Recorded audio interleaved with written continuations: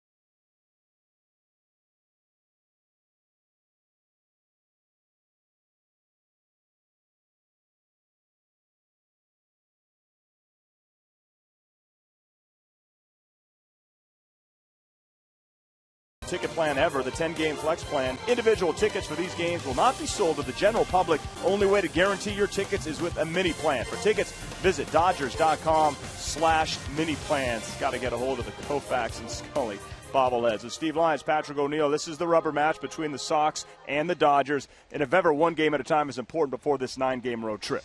Yeah, and when you look at the way the Dodgers have played in interleague play over the years, they have not been a good team. It's important for them to take advantage when they're at home because that's when you actually have an advantage in interleague play because you take one of the American League bats out of the lineup and their pitcher has to be in the lineup.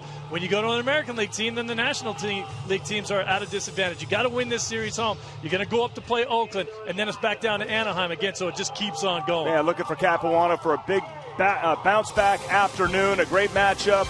Enjoy it on this Father's Day. Of course, we'll be here for Dodgers Live right after the game here on Prime Ticket. When we come back, Vince Scully and the first pitch.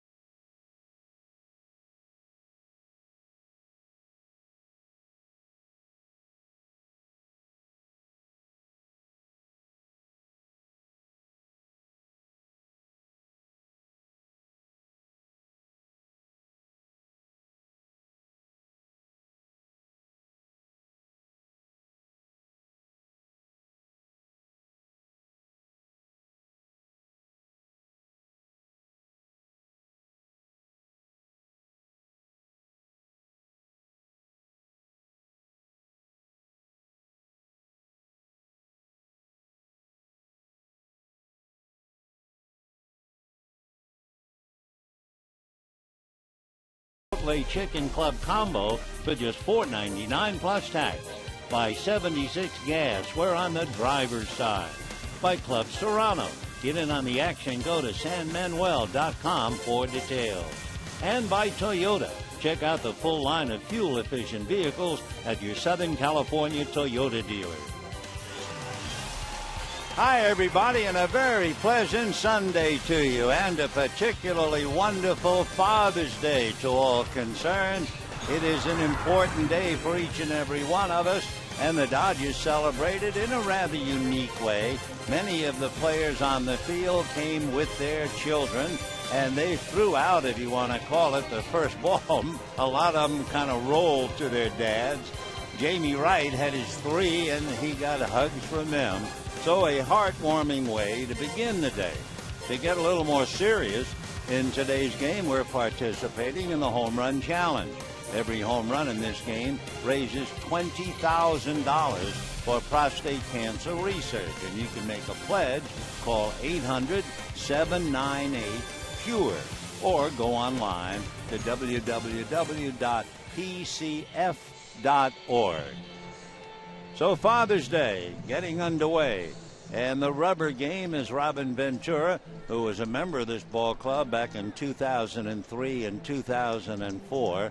You remember it was that vital game in 2004 against the Giants, and the Dodgers did not want to do anything but beat the Giants. And if you remember, Steve Finley came up with the bases loaded, and all he needed was a fly ball to get the winning run home from third.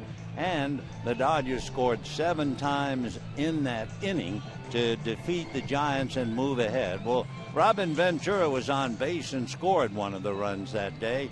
Robin, while he was with the Dodgers, was a valuable asset. He even pitched briefly in one of those give-up games. He also, in his career, stands out as only one of 8 players to hit 2 Grand Slam home runs in one game. But he hit 18 Grand Slams in his career. Here's his lineup. Brent Lillibridge opens up at third base, and Gordon Beckham at second. Adam Dung at first base, and Diane Viciedo is in left field. Alex Rios in right. Jordan Danks, whose brother John is on the DL, a fine pitcher for the White Sox, but he has a bad shoulder. Tyler Flowers behind the plate. Eduardo Escobar will be at shortstop. Jose Quintana on the mound. On the mound for the Dodgers, Chris Capuano. Remember, he won his first 5 starts at home this year. He has a record of 8-2, a fine ERA under 3. And we can break down Capuano's pitches and tell you just how he works as he faces Brent Lillibridge to start the game.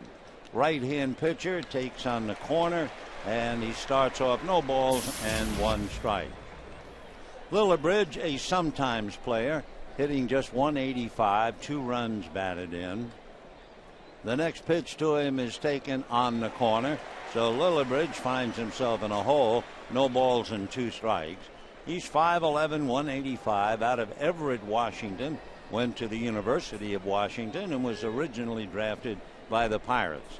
Strike 2 pitch on the way to Brent is swung on and missed, and down he goes.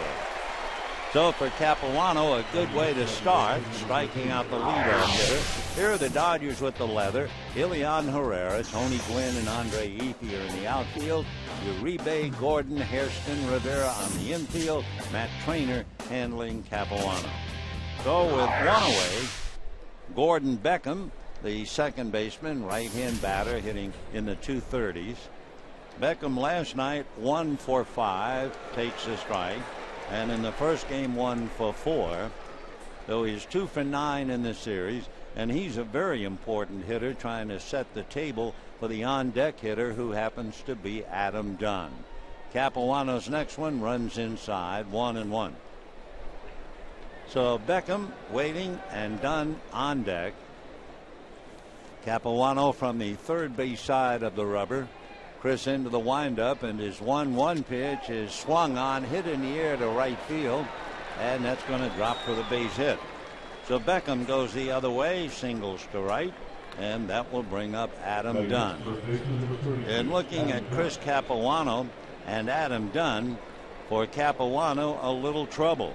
Dunn is hitting .304 against him.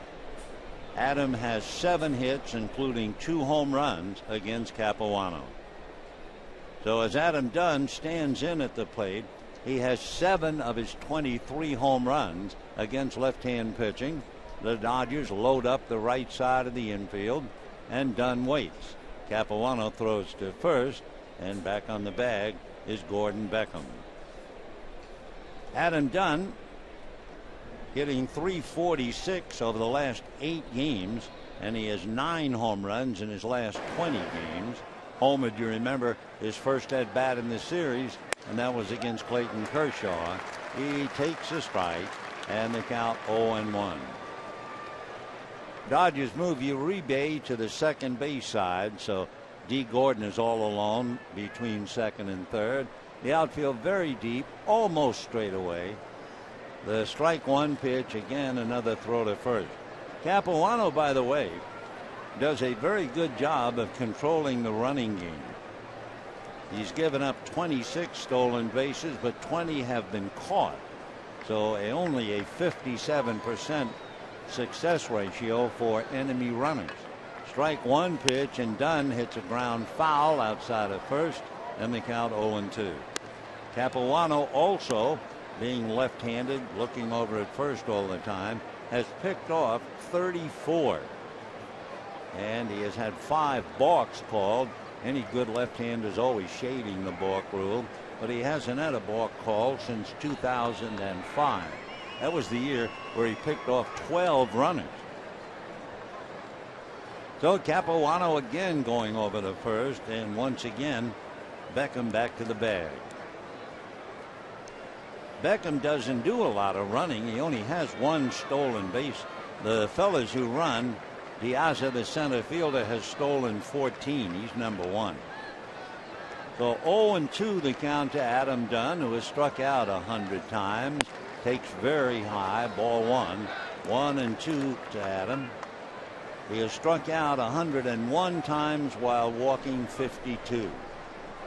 Add to that 23 home runs, 19 singles, and he has 52 runs batted in. Here's the 1-2 pitch to Adam Dunn. Capuano very deliberate, delivers, and it's whacked foul outside of first. Breaking ball. Dunn all over it and turned it, pulled it too much.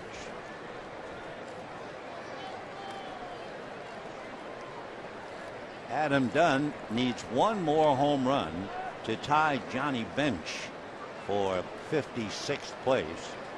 That would be 389. So here's the 1-2 pitch coming up. Dunn fouls it back. Still 1-2, waiting on deck, hitting behind him, Diane Viciedo. This is a typical Sunday game. A lot of the starting players get the day off, or at least they're not in the starting lineup. So you have Lillibridge, Viciedo, Danks, Flowers, and Escobar, who start about once a week. Capuano out of a stretch. Another look over at Beckham. And the 1-2 fastball is swung on and missed. And that'll do it for Adam Dunn. So Capuano picks up his second strikeout. And the batter will be Diane Viciedo. That Diane is D-A-Y-A-N. So Dunn goes down for the 102nd time. And Diane Viciedo checking in. He's from Cuba. He was drafted out of Cuba. He was a regular on the Cuban national team, the junior team, when he was 16. Right-hand batter, they call him Tank. He takes high. They call him Tank. Well, he's about 5'11" and checks in at about 240. He has 12 home runs. He's hit 8 at home. He also grounds into a lot of double plays, and he strikes out a ton. Swings, doesn't get it, 1-1. His strikeout to walk ratio is number 1, and you don't want to be number 1 in that area. For every walk, he strikes out over 8 times. So 1 ball and 1 strike to Diane Viciedo. Capuano out of a stretch, comes back, and is promptly banged into the gap in left center. Over to cut it off is Gwynn. Going to third and getting in there, but going to second and being nailed is Viciedo.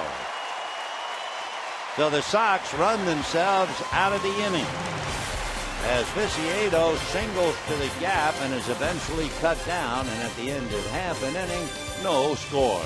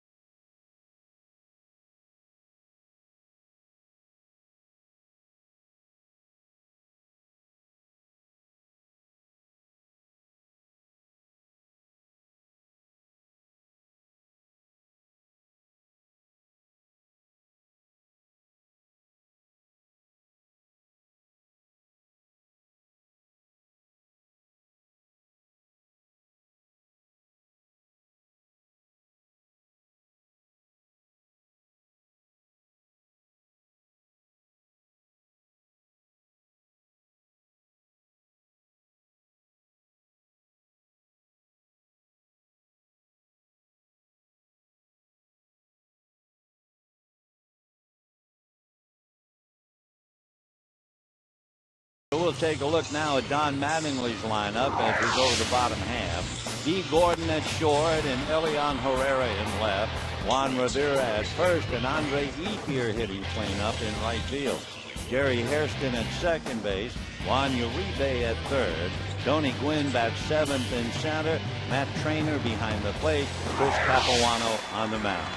On the mound for the White Sox, Jose Quintana. He's from Arjona in Colombia. He was originally signed by the Mets when he was about 17. They released him when he was 18.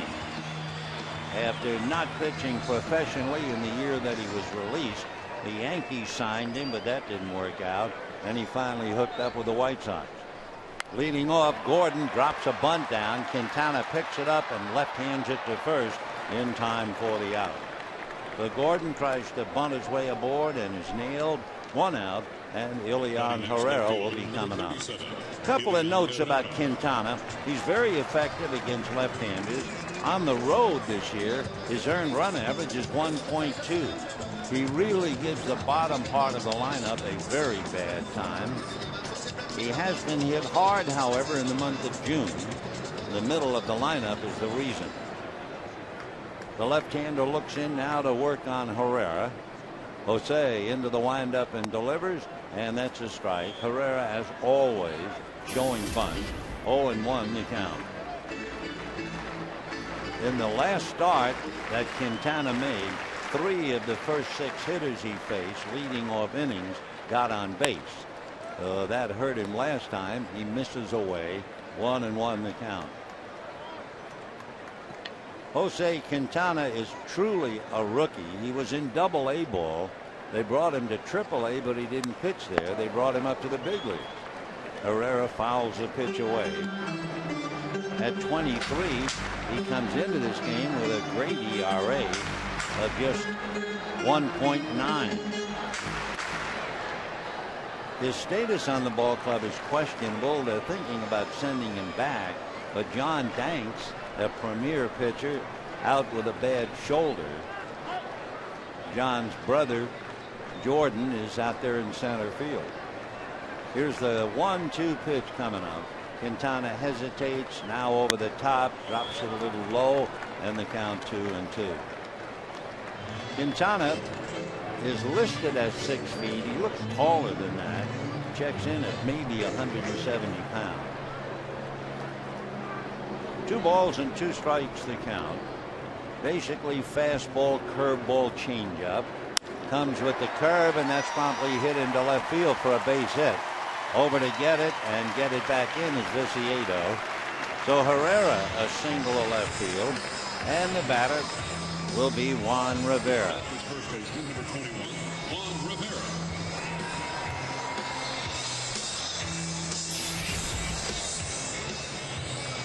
Juan Rivera checking in, hitting .246. He has 3 home runs, 20 runs batted in. You know, we were talking the other night about Philip Umber, the pitcher for the White Sox, whose earned run average at night is over 7.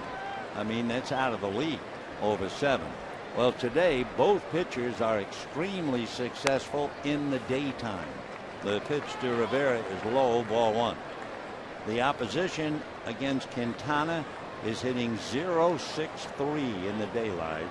Capuano, the opposition, hitting .154. 1 ball and no strikes to count. Quintana looks over at first, now to the plate, ground ball to third, up with it there, Lillibridge gets to second, back to first, and double play. So Rivera around the horn, 5-4-3, and at the end of an inning, no score.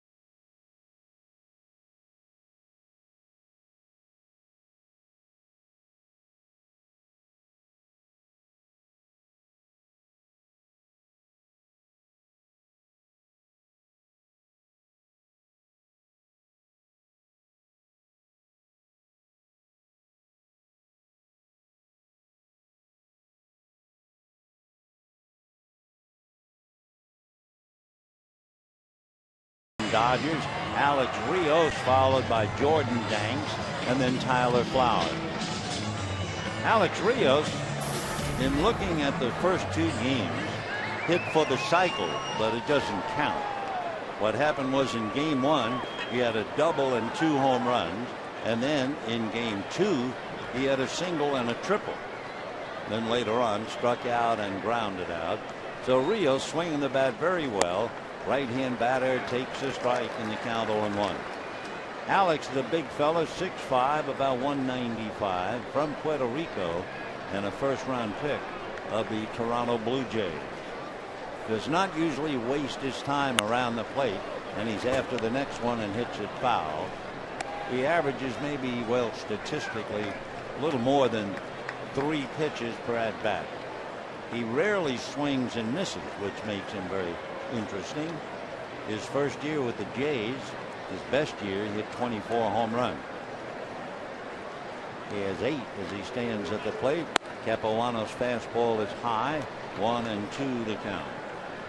Chris Capuano, we were talking about his pitch count and how he pitches relative to the certain bracketed number of pitches. Rios swings, fouls it away. In his first 15 pitches, the opposition is hitting .216. From 15 to 30, the opposition is hitting .205. By the time he gets to the period 31 to 45 pitches, the hitters are batting .045. Then after 60, he becomes questionable. The 1-2 pitch, Rios takes off the plate. After 60 pitches, the league is hitting .311. And after 76 pitches, 345. So it's interesting, and we'll be watching his pitch count to see how it applies today. 2-2 pitch coming up. Chris deals, swung on and missed, and down goes Rios.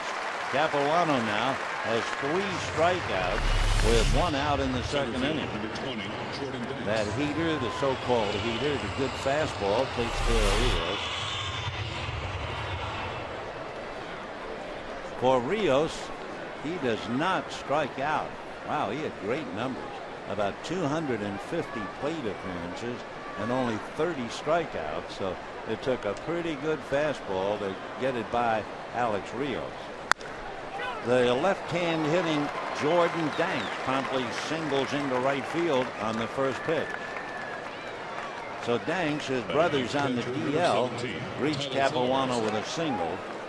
Jordan Danks, he's out of Austin, Texas.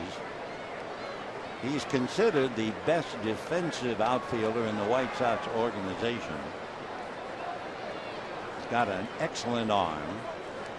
He has a sister who's a senior and a 3-year starter on the Ohio State women's volleyball team. So a lot of athletic genes over there with Jordan Danks. Now the 1-out single brings up Tyler Flowers, the catcher, who backs up A.J. Persinski. Another throw to first. So Capuano really keeping an eye. As we mentioned, he does a very good job in cutting down the running game. Facing Tyler Flowers, a Georgia boy who went to school in Florida at a junior college. Right-hand hitter. Swings, doesn't get it, and the count 0-1. Tyler was originally signed by the Braves. Kind of a draft and follow. One thing about him, and you have to keep it in mind, the quote, he hits the ball probably as hard as anybody we've got. And who said that? Bobby Cox, when Tyler was in the Braves organization. Pitch in the dirt. Nice save by Matt Trainer, and a 1-ball, 1-strike count. 1-1 the count to Tyler Flowers. He doesn't play much. He has 2 home runs, 2 runs batted in. Flowers is a big man, especially for a catcher. 6'4" and 230. The 1-1 pitch off speed. He was way out in front of the chains, and the count 1-2. Signed with the Braves, then eventually was involved in a trade with the White Sox. They sent Javier Vasquez to the Braves, getting Flowers and Brent Lillibread. So Flowers waiting, and the 1-2 pitch on the way, inside at the kneecaps, and a 2-ball, 2-strike count. Chris Capuano comes in with a record of 8-2. In interleague play, he has not done that well. He is 7-6 in his career. But as you know, he's 5-0 at home. Chris ready. The 2-2 pitch coming up is instead another throw to first, and Jordan Danks back on the bag.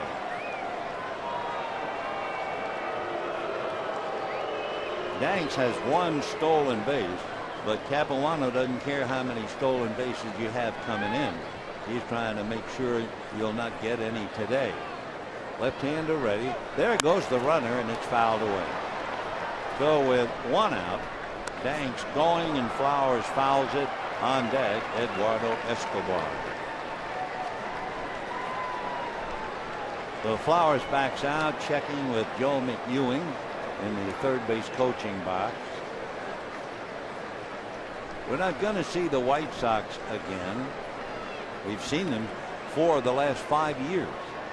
2-2 pitch, and it is low, ball 3. So they were running Danks on a 2-2 pitch. You figure they will certainly run him on a 3-2 pitch. Beautiful day here in the ballpark. 74 degrees. Not cool, not hot, just about perfect. Capuano set. There goes the runner, and the pitch fouled away again. So back to first base goes Jordan Danks, and Tyler Flowers waits. Danks, in his last 2 years in the minor league with Charlotte, stole a total of 33 bases. So he motors pretty well, and he's been going now a couple of times. He takes his lead. There he goes again, and the pitch is a strike. The throw down is late. And they're going to rule interference as well. So not only does Flowers strike out, he interferes with the catcher, Matt Trainer, and that'll be that for the White Sox. He just stepped right on the plate when they called strike 3. There was no chance of Trainer making the throw. And at the end of an inning and a half, no score.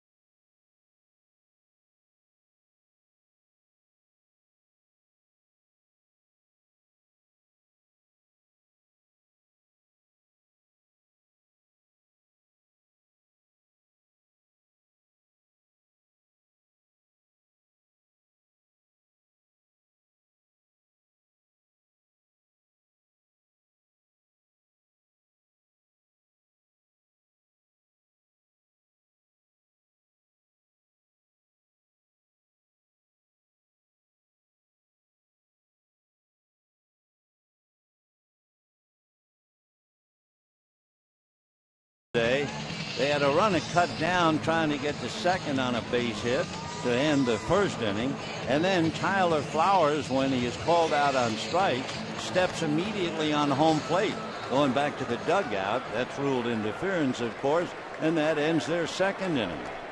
Here come the Dodgers now with Ethier, Hairston, and Uribe in that order.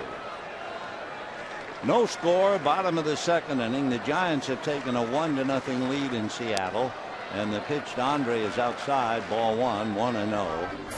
Ethier hitting .295, 10 home runs, 55 runs batted in. Quintana, the left-hander, turns, hesitates, now comes to the plate, and it is swung on and missed, 1-1. Andre Ethier in the rare role of hitting cleanup, and it's interesting, last night with a right-hander starting, Don Mattingly wanted the right-hand hitting Hairston hitting cleanup. Now Ethier, the left-hand batter against the left-hand pitcher, he swings and misses, and the count 1-2. For Don Mattingly, the experiment with Hairston didn't work very well. Jerry had 8 men on base in his role as the cleanup hitter and did manage to get 1 home on a fly ball, though we'll see about today. The 1-2 pitch on the way. Ethier swings and misses, and down he goes. So 1 out in the second inning, and Jerry Hairston will be coming up. In that Giant ball game, I told you they're leading 1-0. Angel Pagan singled home Pablo Sandoval in the first inning against Felix Hernandez. Madison Bumgarner is pitching for San Francisco, and if you missed it, another heartbreaking game for Tim Lincecum. 2-time Cy Young Award winner, lost last night. His earned run average is over 6. Hairston waits, looks, and it's ball one, 1-0. Giants are 2-12 in the games that Lincecum has pitched, and he has lost 6 in a row. If Lincecum had measured up to his 2 Cy Young Award years, we would have ourselves a nose-to-nose race. Meanwhile, Hairston drives one down the right field line, foul, back into the stands. And Jerry comes back on a 1-ball, 1-strike count. Hairston hitting .325. He has 2 home runs, 16 runs batted in.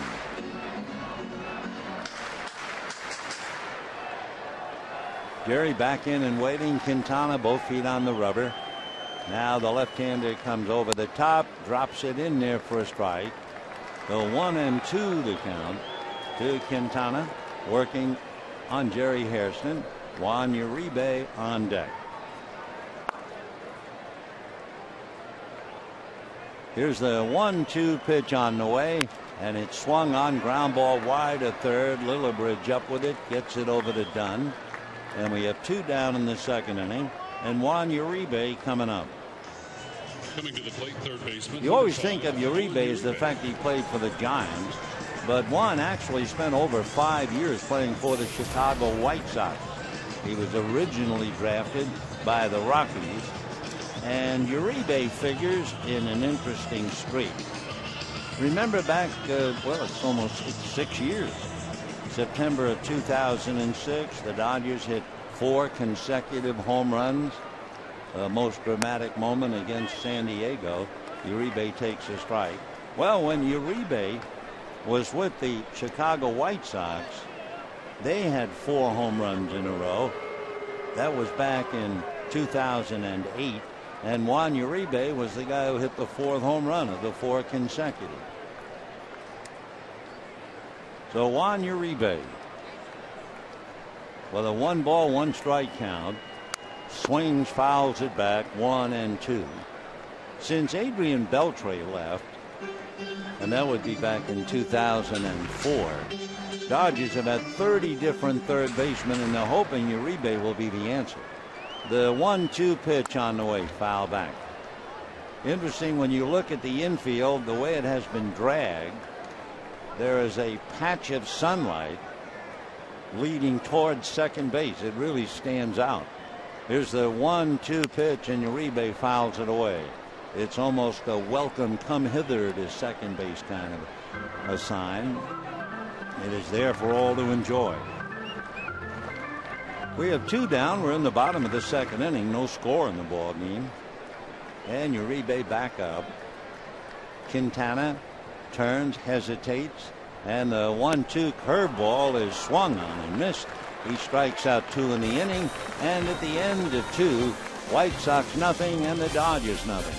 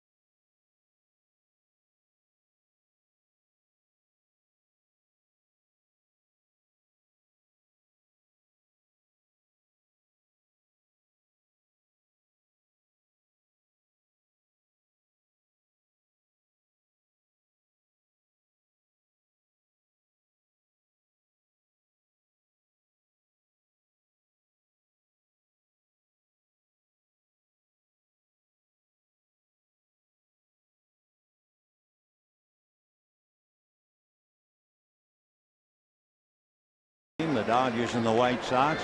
Dodgers following this game will leave town tomorrow and go to Oakland for 3.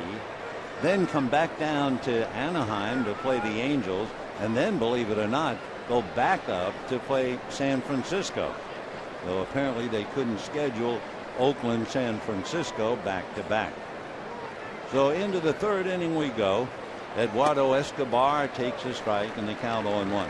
Talking about scheduling with one of our favorite people, longtime sports writer for the Los Angeles Herald-Examiner, that would be Mitch Shortkoff, and we were talking about the various ways they schedule teams in Major League Baseball. The pitch of the plate is promptly banged into right center for a base hit. Ethier over to cut it off, and Escobar holding with the long single, and that will bring up Quintana. Anyway, Mitch said, well, I remember the days when I was covering the Lakers, and that would be quite a while ago. He said the Lakers had a schedule.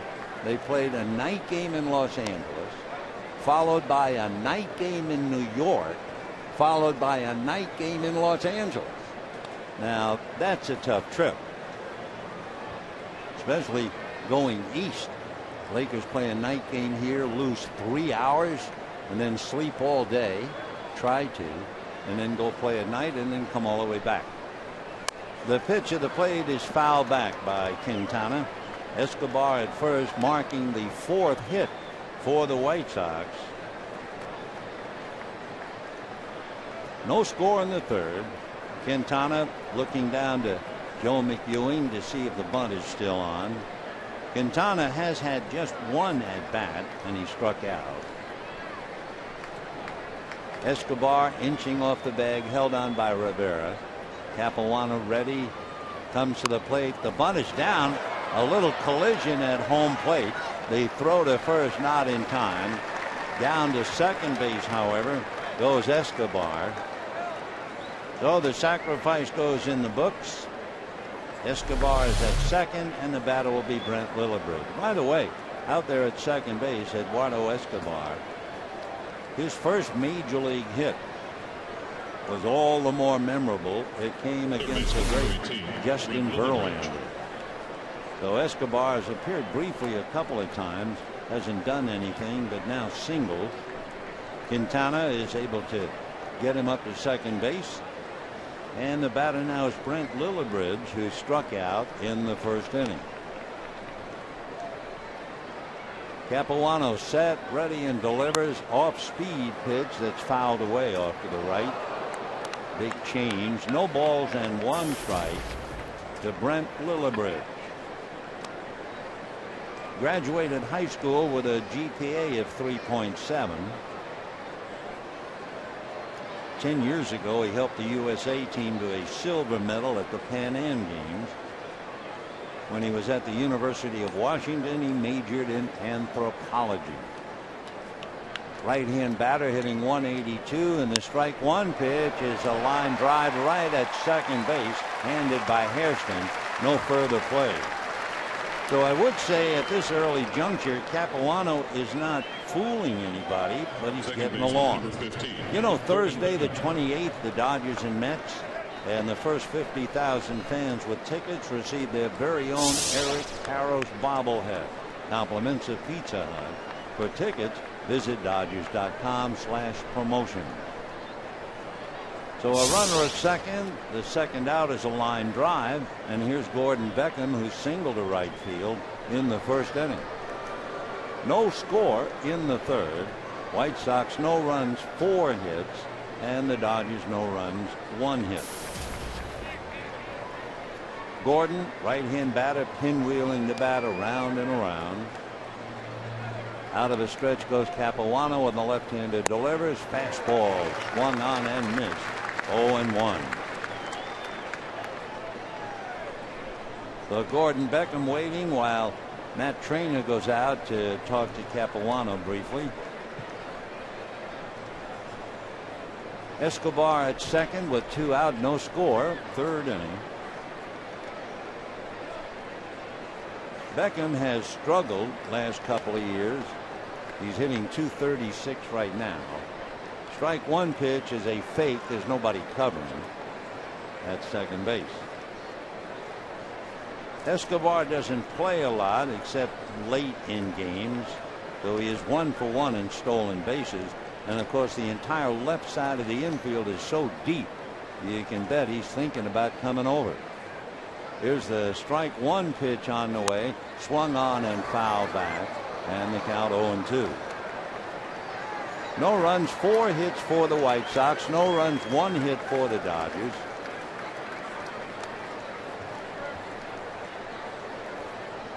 Chris Capuano, 7-6 in interleague play, 5-0 this year at home, and a record of 8-2.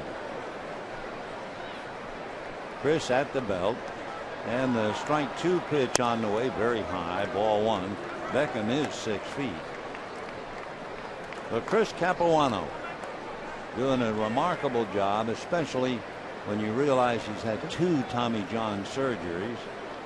And Beckham just waits quietly, pinwheeling the bat. Remember Wilver Stargell? He looked like an airplane ready to take off the way he would pinwheel the bat. The next pitch is lifted down the right field line, slicing foul, and back into the stands.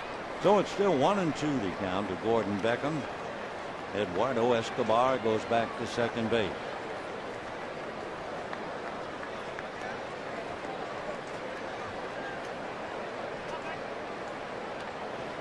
We're talking about this player having this kind of marks in high school, etc. Chris Capuano graduated from Duke University with a Phi Beta Kappa.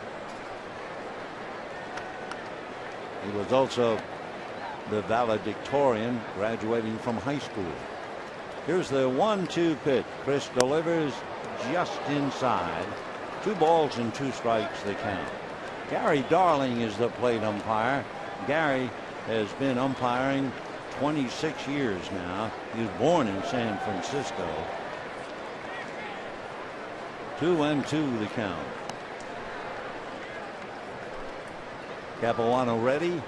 The left-hander comes back, and it is swung on and lifted foul off first. Rivera takes a look, but that's back in the stands. And the count remains 2 balls, 2 strikes. No score. Top of the third.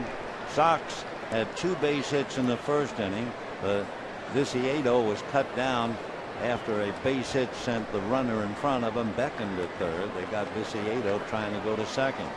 Then in the second inning, Dank single. Flowers struck out and stepped right in front of Matt Trainer trying to throw to second. Interference called, and that was that. So now they have a runner at second with 2 out. The 2-2 pitch is down at the feet of Beckham for ball 3. All the while waiting is Adam Dunn.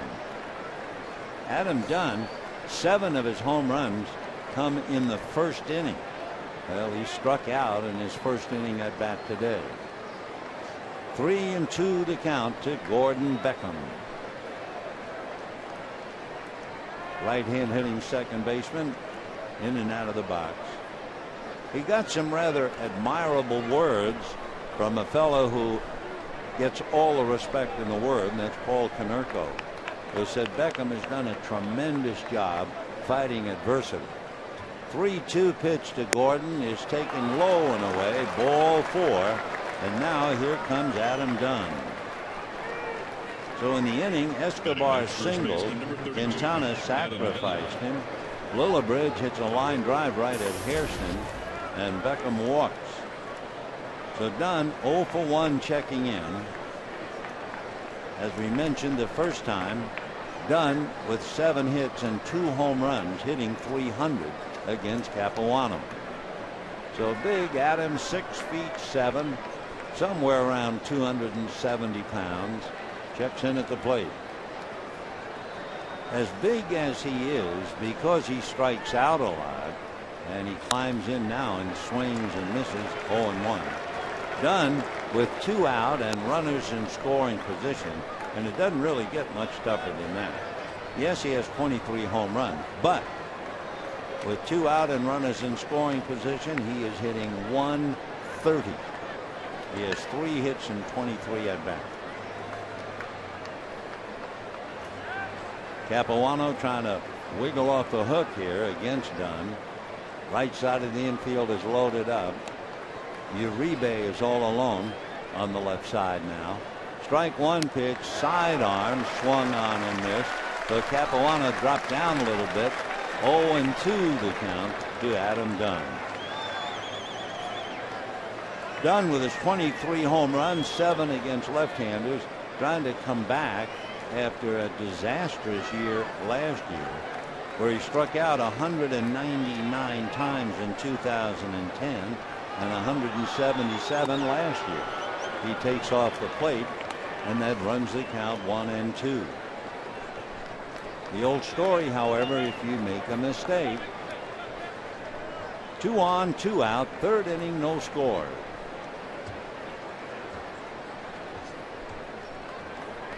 Capuano a long look in.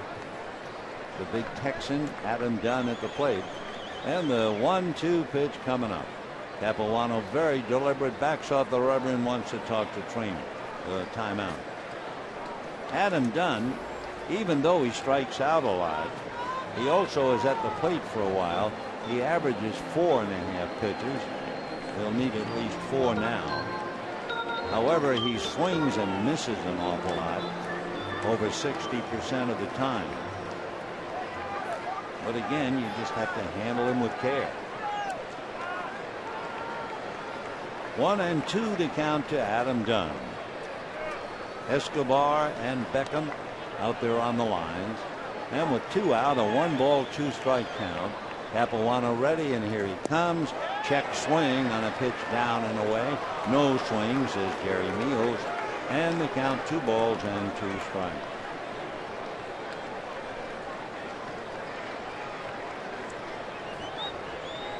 Waiting behind Dunn, Diane Viciedo. 2-2. So deuce is wild. 2 balls, 2 strikes, 2 out, 2 on. And no score in the third. Dunn bends slightly at the knees and waist. Out of his stretch goes Capuano. And the 2-2 pitch on the way is called strike 3. Dunn took a fastball right down the middle. The last place he expected it. That is the 5th strikeout for Capuano. And at the end of 2.5, no score.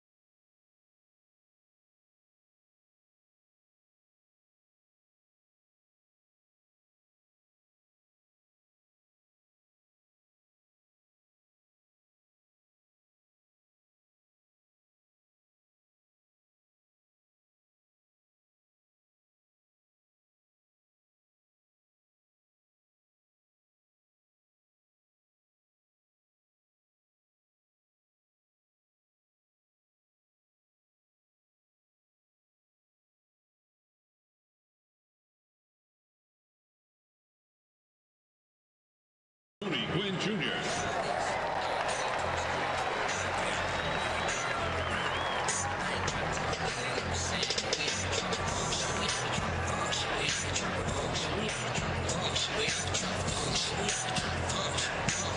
Bottom of the third inning, no score in the ball game. Chris Capuano has now made 49 pitches, but he wiggled off the hook. And into the third with Gwynn, Trainer, and Capuano.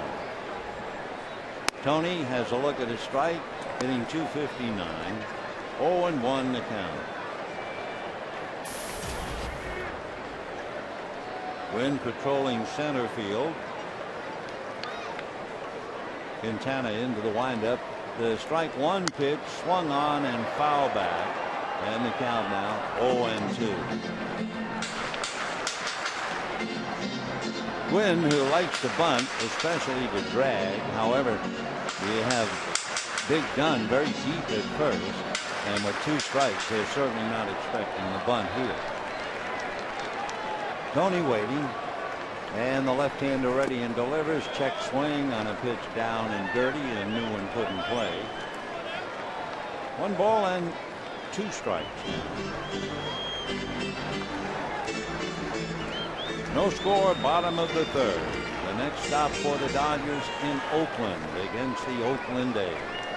The 1-2 pitch on the way. Punched on the ground to shortstop. To his left quickly is Escobar to make the play.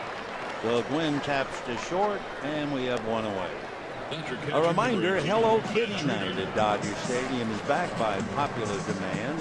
Sunday, July 1, Dodgers Mets at 5:10. Fans with the first 50,000 tickets receive their very own Hello Kitty mini bobblehead in Dodger gear.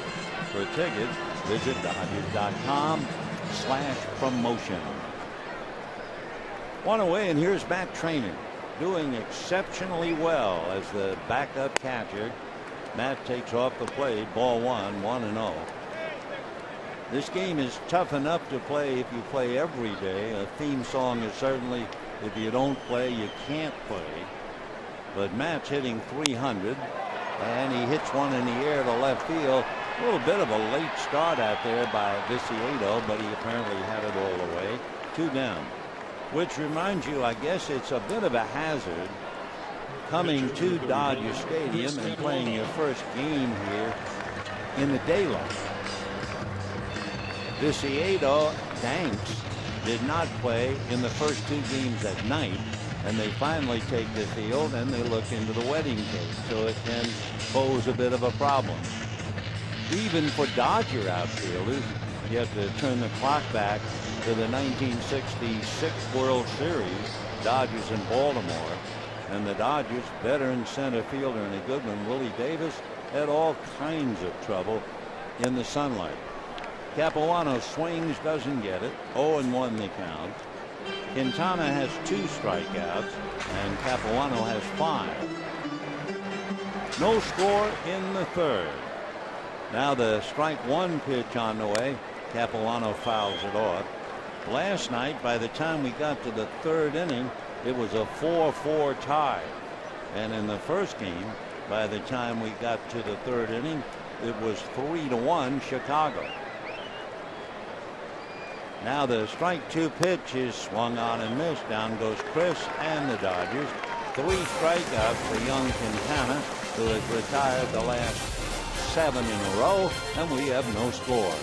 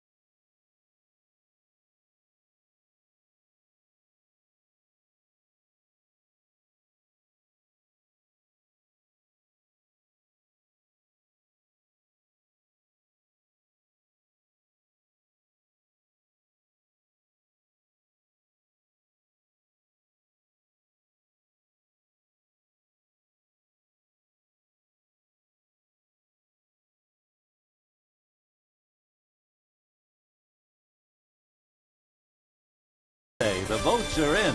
The Hyundai Elantra is the 2012 North American Car of the Year. By AT&T, the nation's largest 4G network.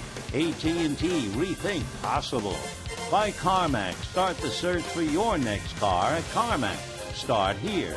And by Dodge. Father's Day 2012. No score in the ball game. The torch is always passed. Dads bringing their son's first experience with the game. They take one look and they have a hat full of dreams ever since. And occasionally with a ball. Fathers and sons coming of all ages. Great sight. Fourth inning, Diane Viciedo followed by Alex Rios and Jordan Danks in that order. Viciedo singled to send Beckham to third, and then when he tried to go to second, he was cut down. Lifting one into shallow right, a diving catch by Andre Ethier.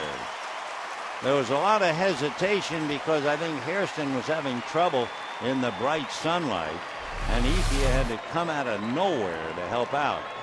There goes Hairston, looking, twisting, turning, and here comes Andre. Wonderful catch.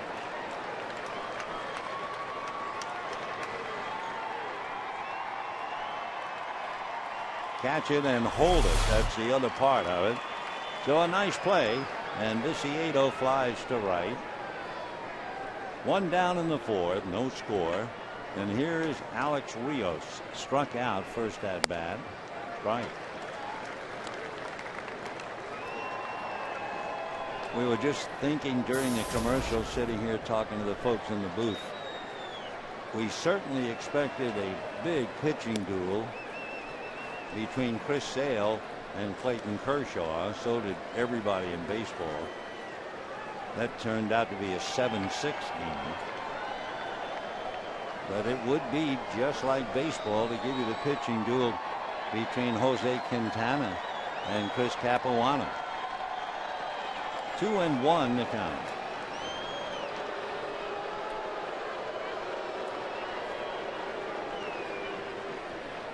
Capuano was a big winner for the Brewers in 2005. That's when he won 18. He's never come close to that again, however. With 2 Tommy John surgeries, you can understand why.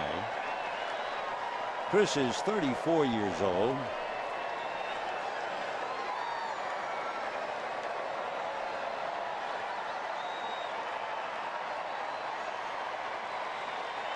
Three and one to count. And that's going to be hit to center, and Gwynn will make the catch. Boy, that ball was curving out there. So Rios lines out to Gwynn, and that was not an easy play at all. I don't think you can tell it on the screen, but that thing had a lot of movement going after it towards center field. So a diving catch by Ethier. Now that tricky line drive for the out. And here is Jordan Danks, who singled to right field in the second inning. His brother John, as we mentioned, has a sore shoulder. He's on the DL. I think he's had the shoulder examined while the team is in Los Angeles. That's a strike to Jordan.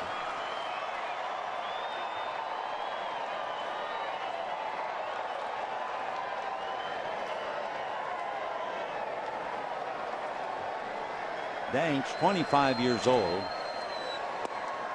and he's another big fella. He's 6'4" and 210. In the minor leagues last year, he spent the whole year at AAA. He had a stretch where he homered in 3 consecutive games. As we said, they look at him as the best defensive outfielder in the organization. 2-1 the count. Went to the University of Texas.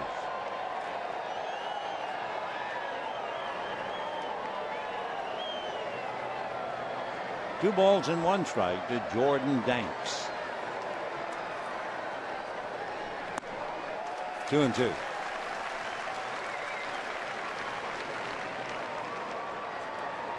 Dang, just a couple of days ago, picked up his first major league hit. That was against Houston.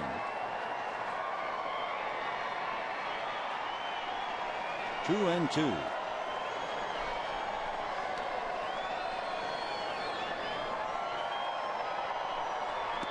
And down he goes. So Dank strikes out. A half a dozen strikeouts for Capuano. A great diving catch by Ethier, and it's still no score.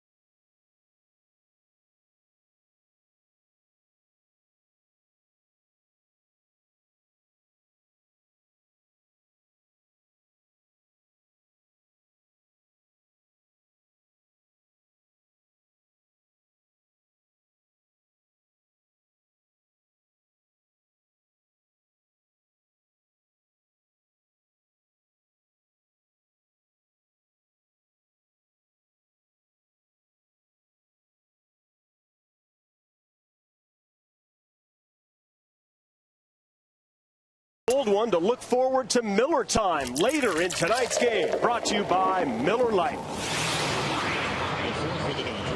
Bottom of the fourth inning, no score in the ball game. D. Gordon, followed by Elian Herrera, and then Juan Rivera. Chris Capuano has reason to towel off. He has been brilliant, striking out a half a dozen. His strikeout high this year is 8, and his career high last year he struck out 13 against Atlanta. But it's hot, and he and Quintana really battling here as we go to the bottom of the fourth.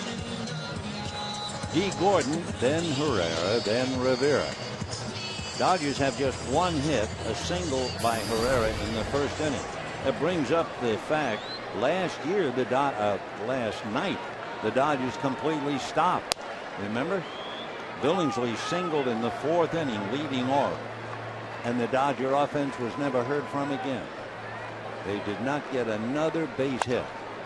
Ground ball to short, kind of a grass cutter. Nice play by Escobar, and Gordon taps out, one away. So that'll bring up Elian Herrera. There have been a lot of surprises, of course, for the Dodgers this year. The great year that A.J. Ellis is having. And a big surprise, certainly Elian Herrera, hitting .294, 14 runs batted in, 10 years in the minor league.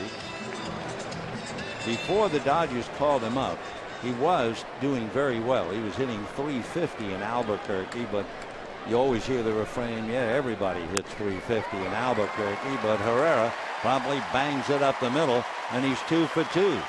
So he continues to surprise, if indeed that's the word. So Herrera has the only 2 hits, and now Juan Rivera. They grounded into the double play in the first inning coming up.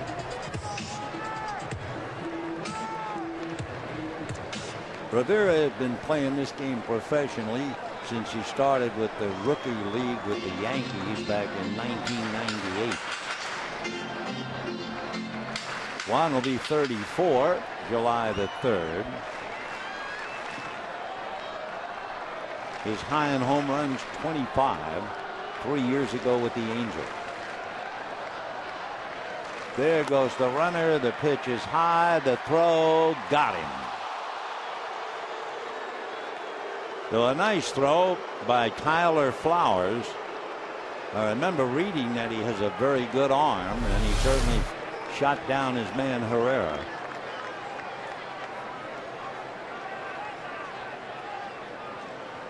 They always thought that maybe Flowers was too big to be able to come up and throw. He's at least 230, but he came up and certainly threw that time.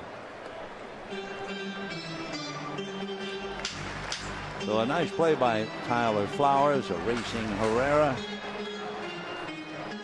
Rivera up there, 1 ball and 1 strike.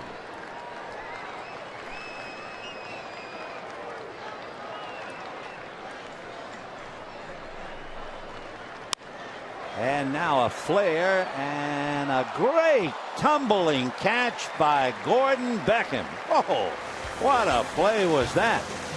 So Rivera losing a base hit.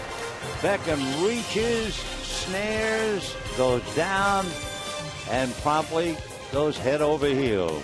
And at the end of 4, no score.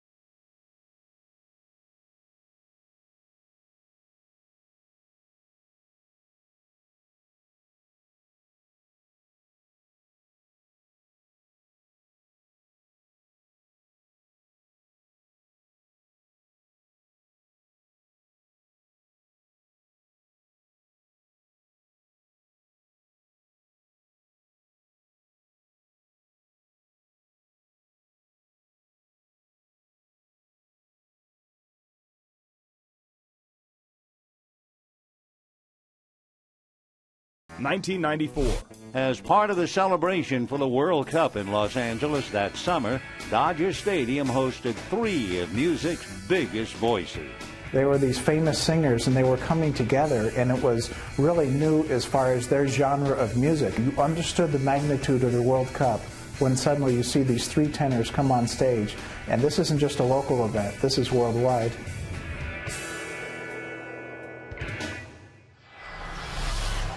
Yeah, what a triple header that was. A great memory, certainly in the world of music. Meanwhile, we go to the 5th inning, no score here. Capuano has allowed 4 hits, but he has struck out a half a dozen while walking 1. Santana has allowed 2 hits, and that's it.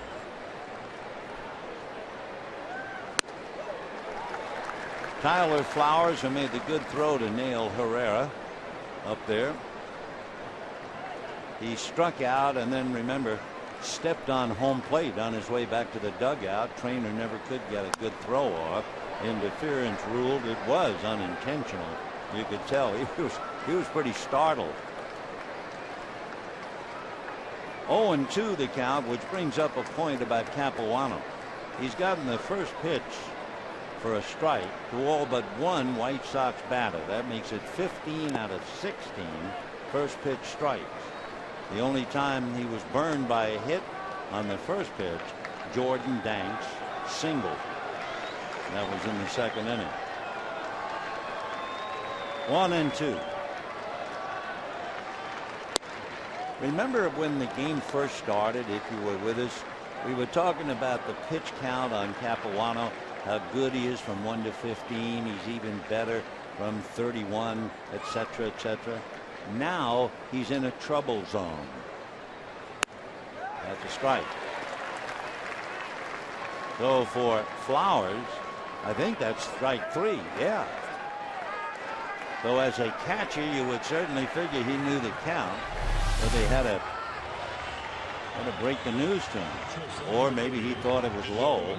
But anyway, he's done. That's 7 strikeouts for Capuano. So the flowers wilting in the sun, huh? We were talking about Capuano, and he is right there. He's made 60 pitches coming into this inning. From 61 to 75, the opposition is hitting .311 against him, and then it gets worse. From 75 to 90, the opposition is hitting .345. Capuano is 6'2" and about 215. But the arm can take just so many surgeries and so many pitches. 2-0 the count. Of course, right now, although it might be the trouble zone, he's at the bottom of the lineup. Got Flowers working on Escobar, and then the pitcher, Quintana. Ball 3-0. We've been playing the White Sox a lot, 4 times in the last 5 years. White Sox have won 12 of the 17 meetings. They've split the 2 here. 3-0. In there. As far as the games at Dodger Stadium, pretty much dominated by the White Sox. 3-1 the count. There is one huge difference between the 2 teams, and that's power. Ground ball. Gordon gets a nice hop. 2 down. In the power department, the Dodgers have hit 44 home runs. Paul Konerko has 12, and his team has 82. So almost double the firepower for Robin Ventura. And why not? He was a power hitter. You know, Robin, when he was with the Dodgers, had 2 pinch hit home runs to win games. And of course, we told you, 2 grand slams in one game and 18 grand slams in his career. 0-2 the count to Quintana. He sacrificed in the 3rd inning. Of course, when you talk about great numbers, all you have to do is look over in the first base coaching box for the Chicago White Sox. The great Harold Baines. We'll tell you about Harold later on. Down goes Quintana. That's 7 in a row retired by Capuano with 8 strikeouts, and it's still scoreless.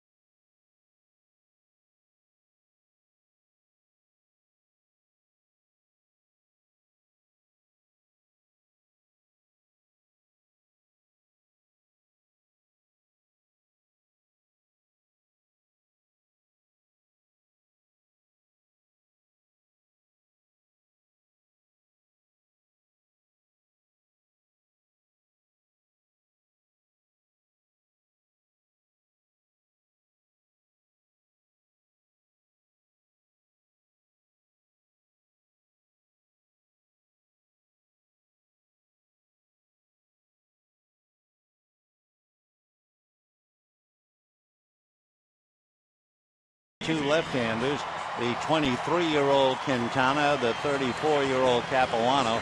Certainly the big difference would be strikeouts. Capuano has struck out 8. The other occurred very early. Remember, Capuano allowed 4 hits in the first couple of innings, but now he's retired the last 7 in a row. For Quintana, he's allowed only 2 hits, both to Elian Herrera, and he's on a roll. At one time, he retired 8 in a row.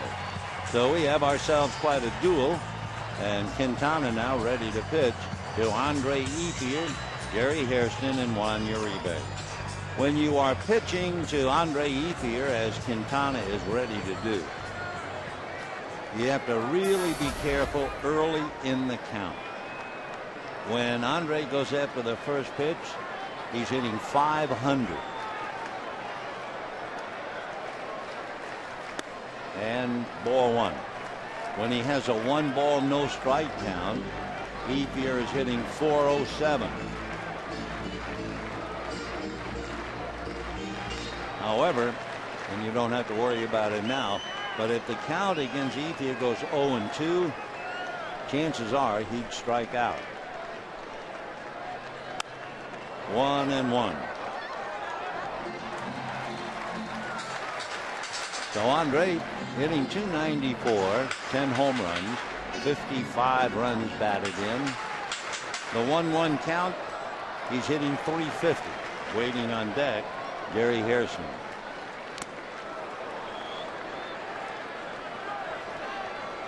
One ball and 2 strikes the count.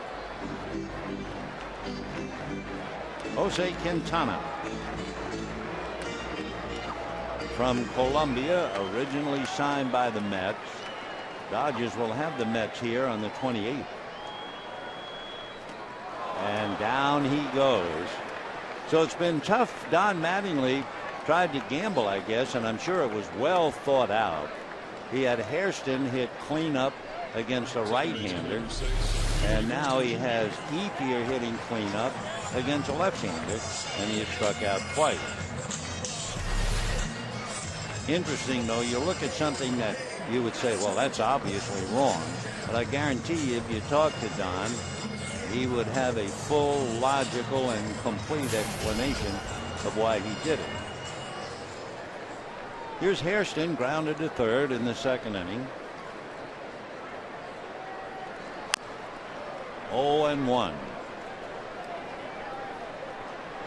No runs, 4 hits for the White Sox. No runs, 2 hits for the Dodgers.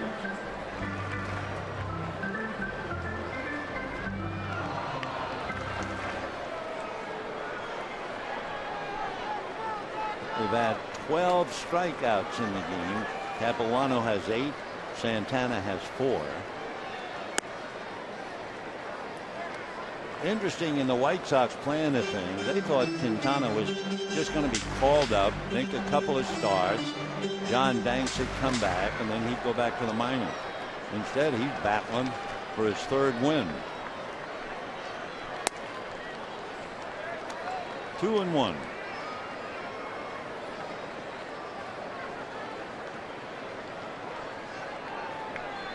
Hairston batting .322.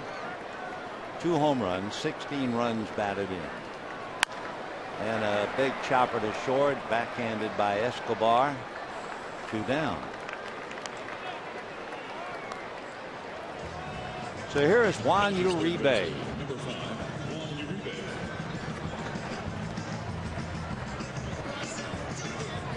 Uribe has always been rated very highly as a first pitch hitter. So we'll see if Quintana challenges him with the first pitch now. Yep. And it's a drive over to right center field, and that's going to go to the wall. And Uribe heading for second base, and he is in there.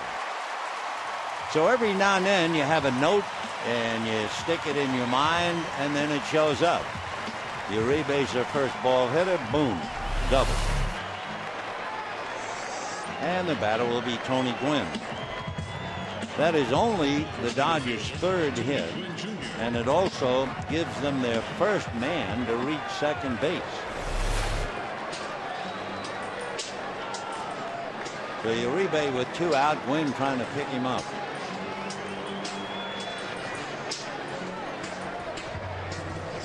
No runs, 4 hits for the White Sox. No runs, 3 hits for the Dodgers. With 2 out, 5th inning, Uribe is doubled.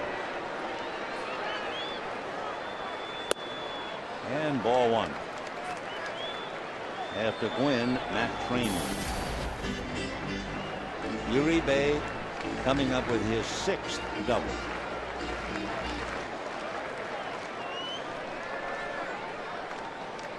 One ball and no strikes. Fouled away. We opened up the ball game by making the remark that if you're going to buy a ticket to go to a ball game, it'd be a pretty good idea to buy a ticket to watch this Dodger team. And I'm not just trying to sell it. What I am trying to say is, you know, they've had 30 games decided by 1 run. I mean, just how exciting is that? 30. Fouled away. 1-2 the count to Tony Gwynn.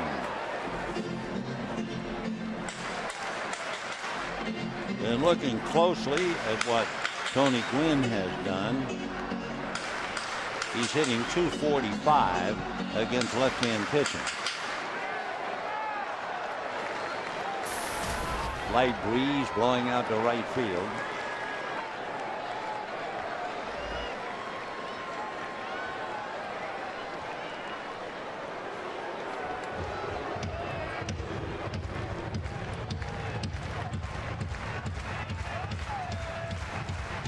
Capuano has made 73 pitches.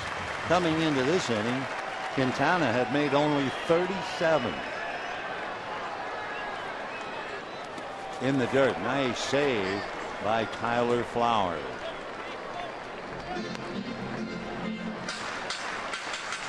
Boy, every save means so much in this game. Gordon Beckham made a dandy on that flare by Rivera. Ethier made a dandy on the ball hit by Viciedo. So we're scoreless. 2-2. Chased and missed, and down goes Gwynn. So no runs, 1 hit, a man left, 5 strikeouts for Quintana. At the end of 5, no score.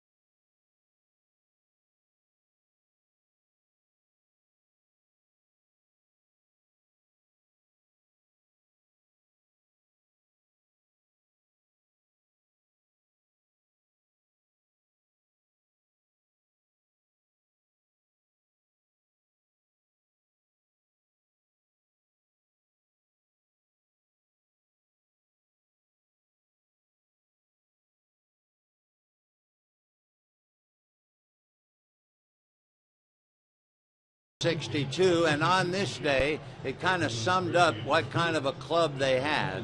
Marv Throneberry hit a triple. The only problem was after he reached third base, the umpire said he not only missed first base, he also missed second base. That's eventually inspiring Casey Stengel to write the book, Can't Anybody Play Up Here? That was a ball club that lost 120 games, but they were a lot of fun to watch. The Mets will be here, the new edition of 2012, at the end of the month. Let's go back to this one.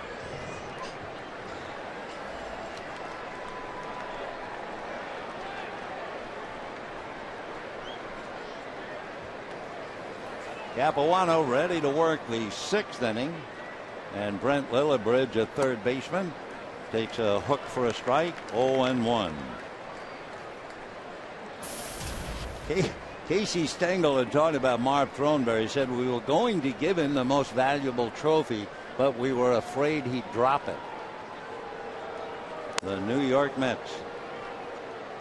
They'll be here totally different starting on the 28th, the 29th, and the 30th of June, and then also on the 1st of July. 4-game series. That's smoked into left field. Base hit. And it's bobbled out there by Herrera. So Lillibridge into second base. So it'll probably be 1-1. So a line drive single. Here's Beckham, who made a circus catch. I mean circus, on a ball hit by Rivera. He made another one in game 1 when the ball went off the glove of Paul Konerko and Beckham speared it. And then second time around he makes another great catch and a somersault as well.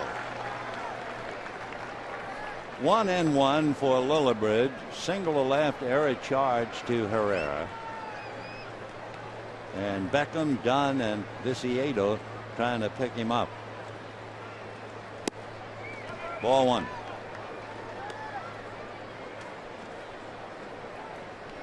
The umpires are well aware of the strike zones, especially with the two pitchers now. And Gary Darling has done a great job. There hasn't been one sour look by a hitter. 1 ball and no strikes. Pickoff play but no throw. White Sox in first place, a game and a half ahead of Cleveland. One reason they have been hitting with runners in scoring position. They're hitting .290 as a team. Actually, they've only had one other runner in scoring position today. That was Escobar in the 3rd inning. 1-1.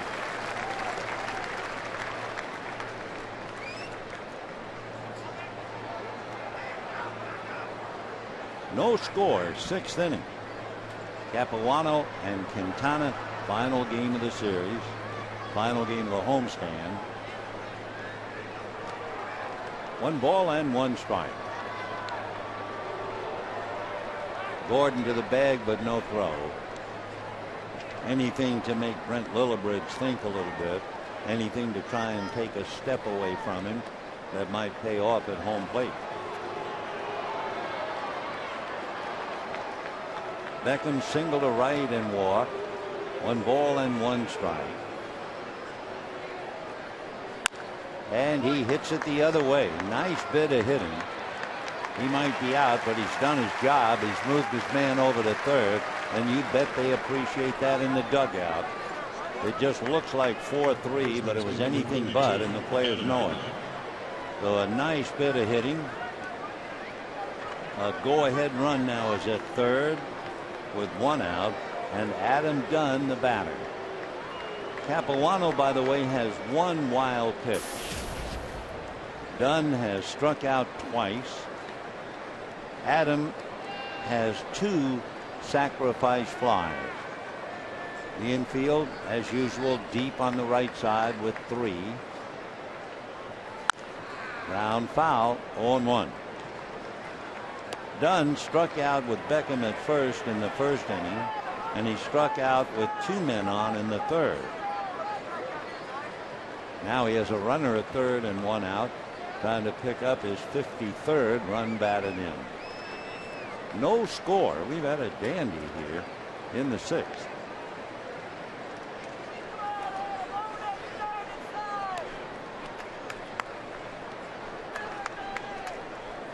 Oh, and 1. On the outside corner, so he has done 0-2. We've only had 1 walk in the game. That was issued by Capuano to Beckham in the 3rd inning. Quintana has not walked anybody. We've had 13 strikeouts. Capuano has struck out 8. Quintana 5. Breeze blowing out to right field. Ball 1 to Adam.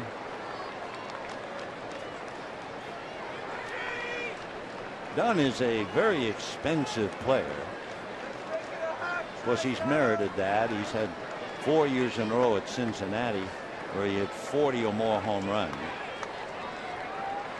But it can be perplexing when you have a man who struck out 199 times. You start measuring just what is value.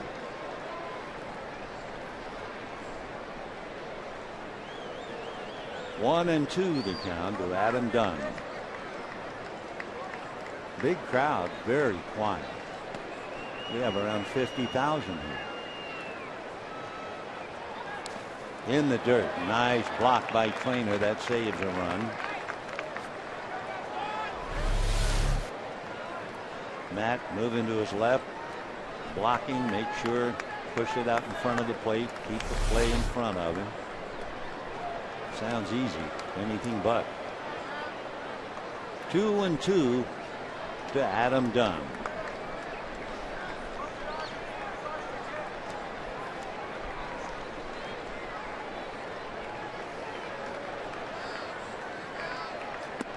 And ball 3.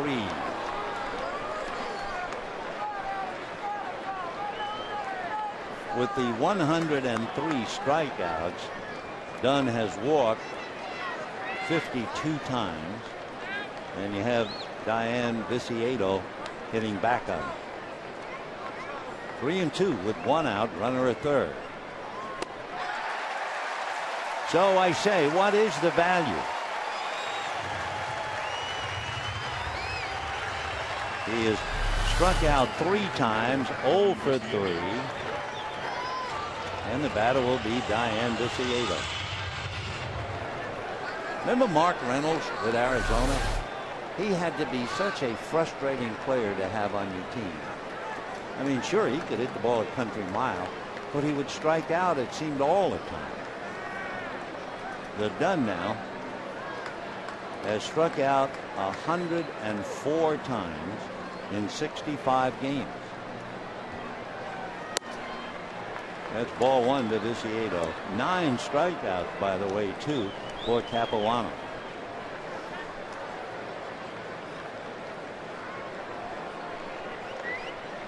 One ball, no strikes. Viciedo singled and then lost a hit on the diving catch by Ethier. And he smokes it by the diving Hairston. Base hit. The run comes in. So near and yet so far as Hairston dives at the blur. Lillibridge brings it in. So Viciedo comes up with a solid single. And it is 1-0 in favor of the White Sox. Boy, Hairston short game close. So Viciedo 2 for 3. Remember the error by Herrera in left field set up the run.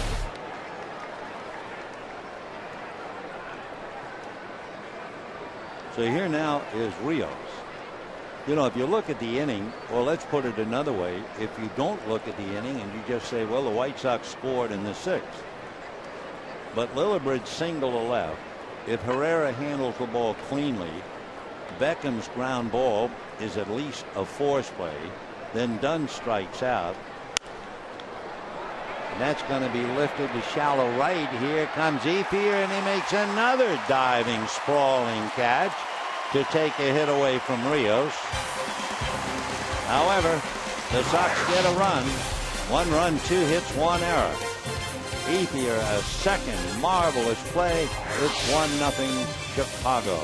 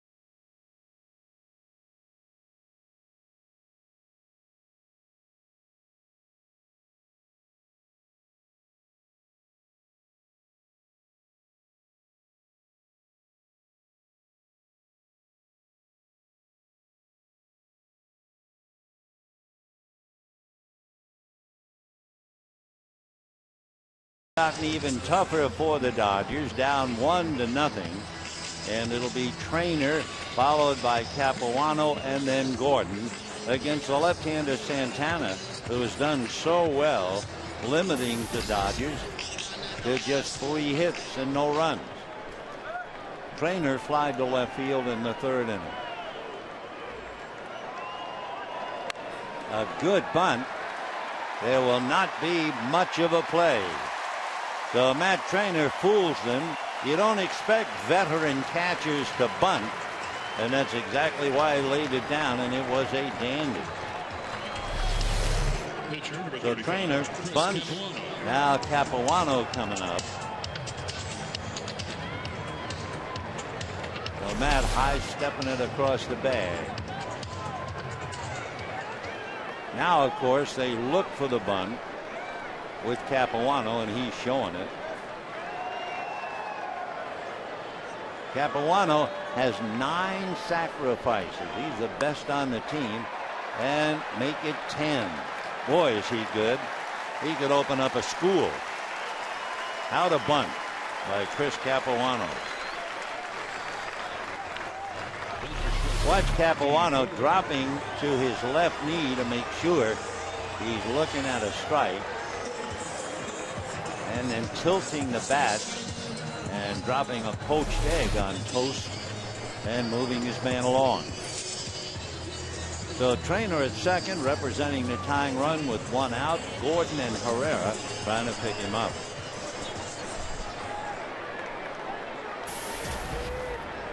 For the Dodgers now, back-to-back innings, they have a runner at second base. They did not do anything with a runner at second the first 4 innings. Didn't do it. 1 ball and no strike.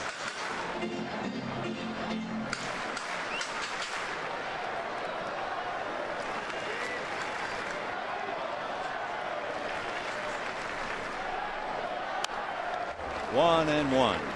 Matt Trainer, who surprised the White Sox as well as almost everybody in the ballpark. That was his 3rd career bunt single. Then Capuano moved him along. And here's Gordon. He tried to bunt. Capuano and Gordon trying to bunt was thrown out in the 1st inning. Line drive off the glove, deflected shallow short, no play. Runners at 1st and 3rd.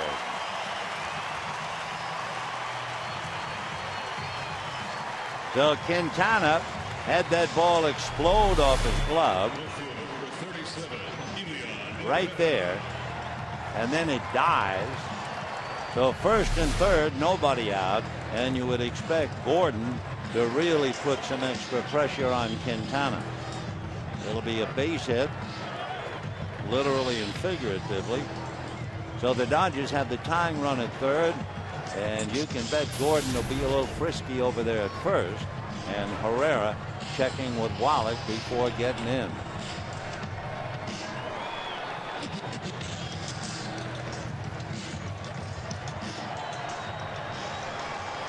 Gordon has stolen 21 out of 27.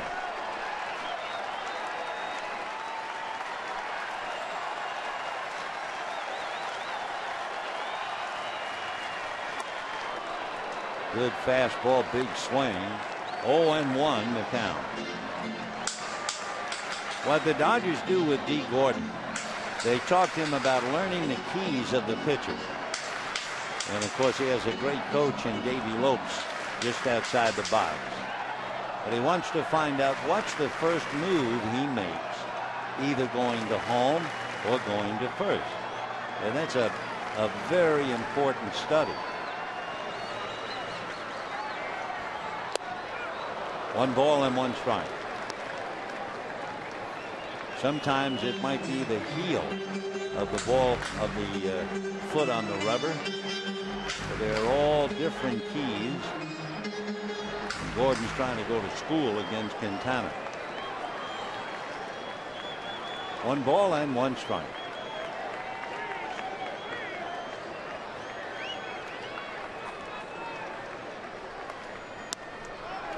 Little low. 2-1 to count. On deck, Juan Rivera.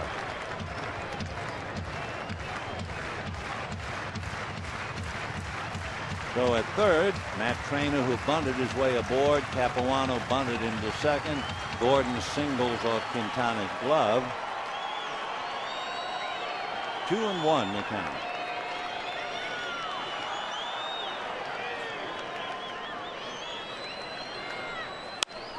And hit in the air to right field. Charging is Rios. Throws to the plate. Good throw. And the tag is missed because the ball is dropped. And down to second base goes Gordon. And the Dodgers have tied it up. Tyler Flowers, trying to grab the ball and make the tag, had a big mitt full of empty. And the run is in. So Herrera with his third hit and a run batted in. Boy, has he been wearing out everybody in the clutch. They are going to appeal at third, saying that Trainer left third before the catch. So we'll see what Jerry Meals, the third base umpire, decides. Quintana's on the rubber. Now he should get off if they're going to appeal. Yep. Throw over to third. Step on the bag. And Trainer is out. Matt Trainer is called out for leaving third too soon. Now, wait a minute. Now, Robin Ventura is pointing, saying, I thought Meals called him out. Trainer was almost ready to come charging out of the dugout. The scoreboard has changed to 2 out, and I would assume that's correct. Watch Trainer. Foot on the bag. Can you watch both at the same time? I doubt it. He pushes off, and the throw.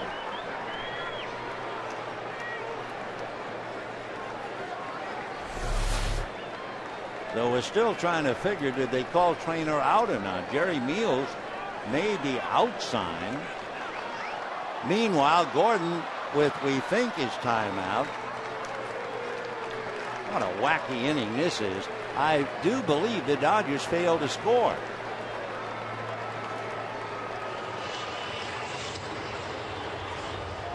Well, I'll be darned. Trainer's putting on the gear. They have it 1-1, but I don't know if that's correct. I think it's 1-0. We'll find out. We'll be back.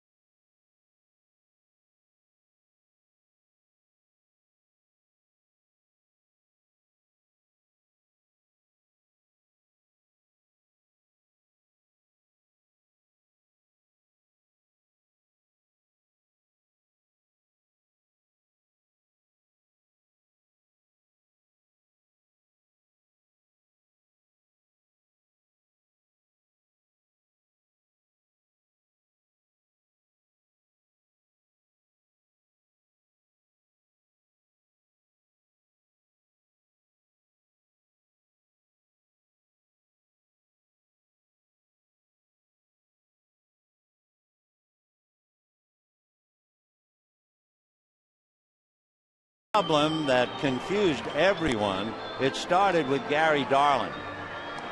Before the appeal was made and following the play on the ball hit to right field by Rivera, when that play ended, you see he's calling time, even though Meals had called Trainer out. Then time was back in, and the White Sox said, okay, we'll appeal a second time. Then the appeal was granted, and Trainer was called out for leaving third too soon. So the Dodgers lose a run, that rare time where they take one down off the scoreboard, and it's 1-0 White Sox. Mattingly is quite angry, talking to Jerry Meals. What complicated the matters the most was the fact that Gary had called timeout on the first appeal. And Mattingly getting warmer by the minute.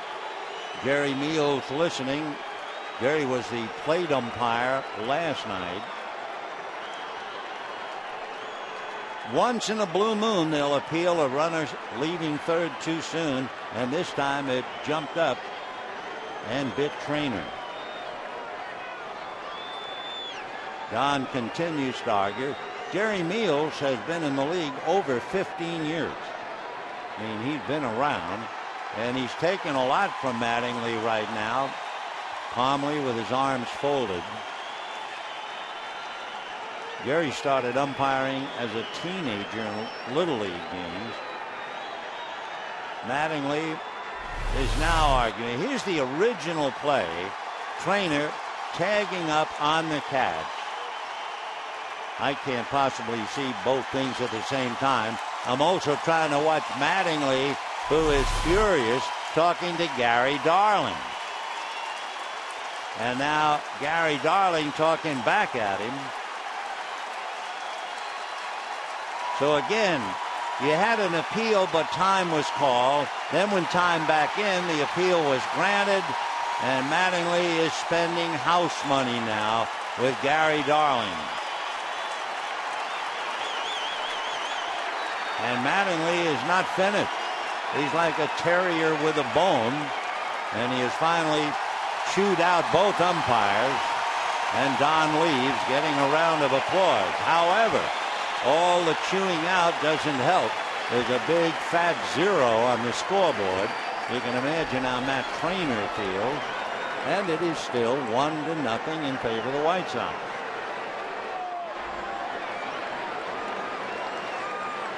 So with that, we move to the 7th inning, and Jordan Danks leading off. 1-1.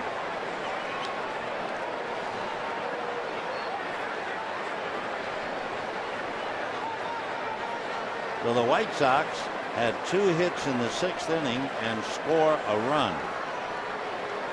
The Dodgers get technically 3 hits in the 6th inning and fail to score. And that's back in the stands. So there was no doubt when we saw Jerry Meals call Trainer out for leaving third too soon. And the only confusion was the fact that the plate umpire had called time on the first appeal. Then as soon as time came back in, Ventura said, all right, we'll appeal again, and it was granted. 1-1 the count. We have seen plenty of runners called out leaving third too soon, but it is very rare to see that timeout in between that really messed things up for the moment.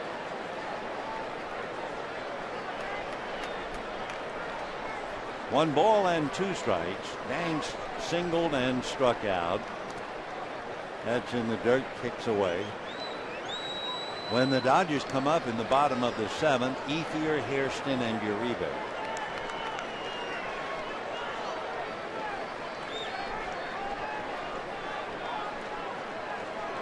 Capuano now his pitch count up to 92.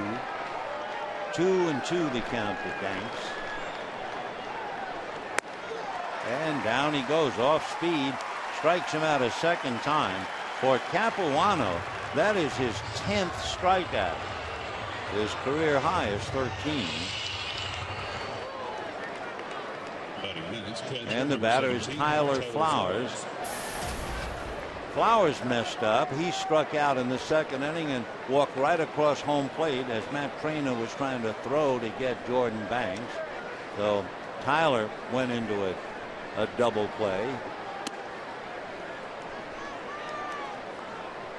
Last time up, Flowers struck out. Seldom used catcher, hitting in the 180s. 1 out, 7th inning, 1-0 White Sox. That's a strike. On deck, behind Flowers, Eduardo Escobar, who is 1 for 2.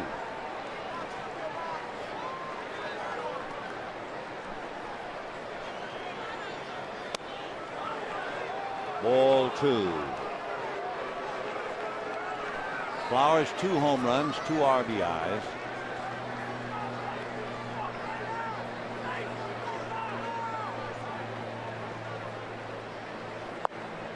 For Don Mattingly to be ejected, that would be the 4th time this year Don has been shown the door, and the 7th time as a Dodger manager.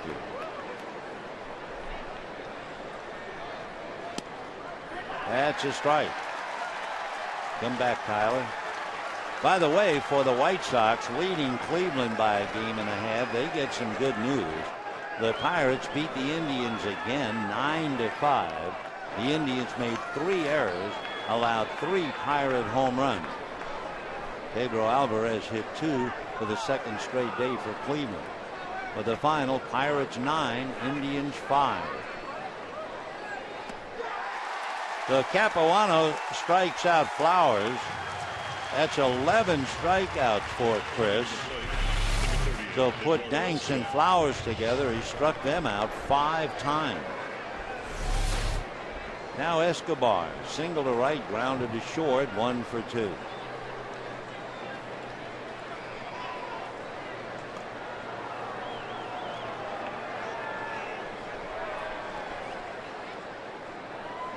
And that's lifted into shallow left. Going out is Gordon. The outfielders converge, but it is Gordon. So top of the 7th in the books, 1-2-3 at the end of 6.5, 1-0 White Sox.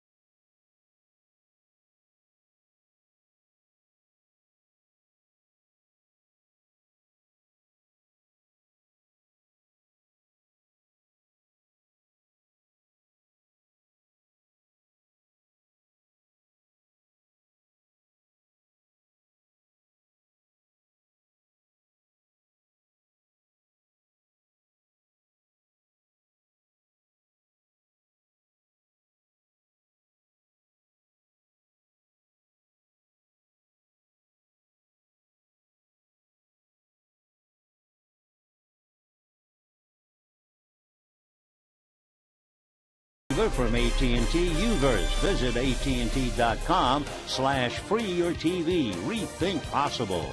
By El Pollo Loco, crazy you can taste. And by Time Warner Cable.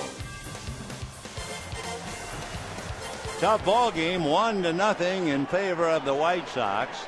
Dodgers losing a possible run. Matt Trainer called for leaving third too soon. And Jose Quintana still working on a 5-hit shutout. Capuano, by the way, has now made exactly 100 pitches in his 7 innings. Quintana getting ready to pitch to Ethier, Hairston, and Uribe.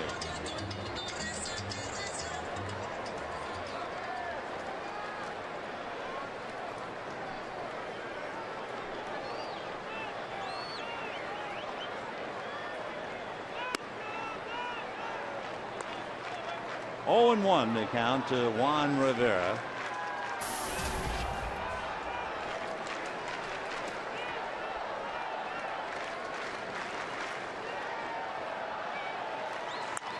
Ground ball wide of third. Lillibridge lets the shortstop Escobar take care of it. And we have 1 out in the 7th inning.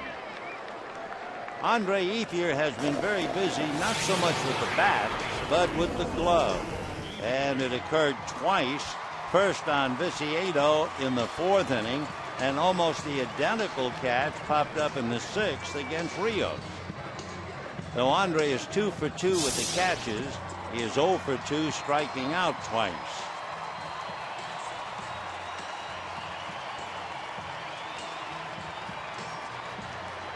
Andre hitting .293 as he checks in. 0-1.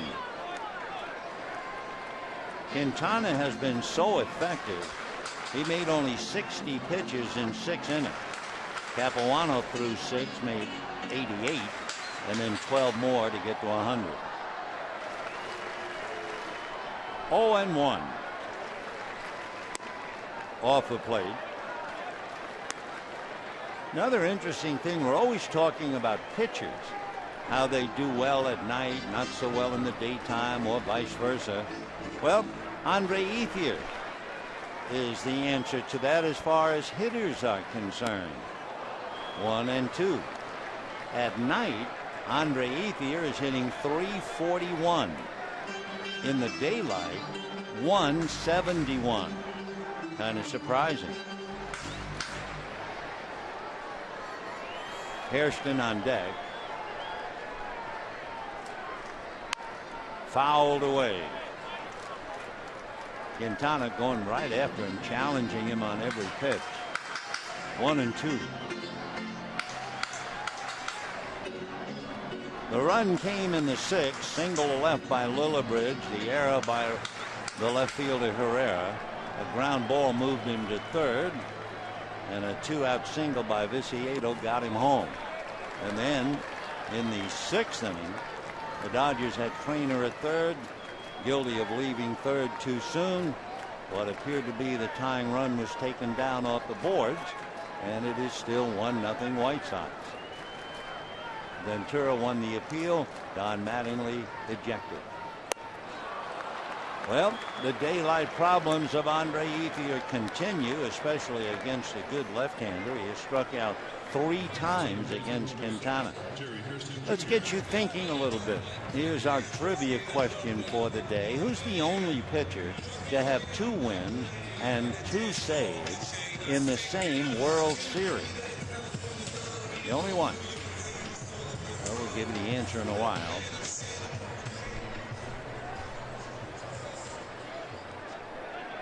Six strikeouts for Quintana. Capuano, remember, has struck out 11. A drive into right center, but it is slicing. It's a room service fly ball, and it just comes to Rios. That'll do it for Hairston to go 0 for 3. And at the end of 7, 1-0 Chicago.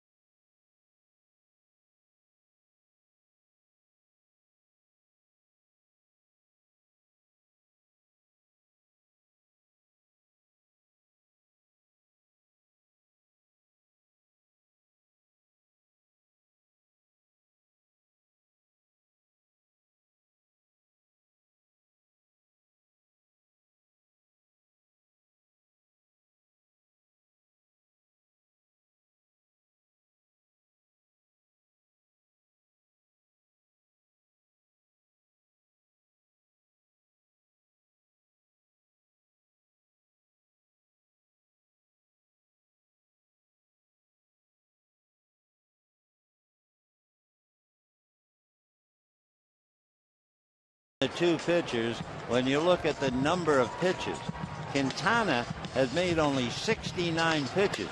He made 8 pitches in the first inning, 9 in the third inning, only 6 in the fourth inning, and 9 more in the sixth. Now for Capuano, he's made 100 pitches, and he has not made a lot of wasted pitches at all.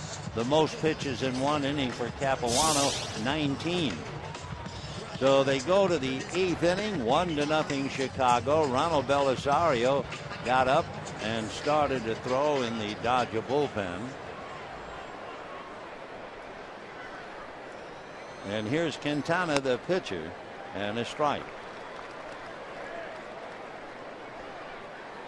Quintana sacrificed in the third inning and struck out in the fifth. 1-1. The two big left-hand hitters in the game, Adam Dunn and Andre Ethier, each struck out 3 times.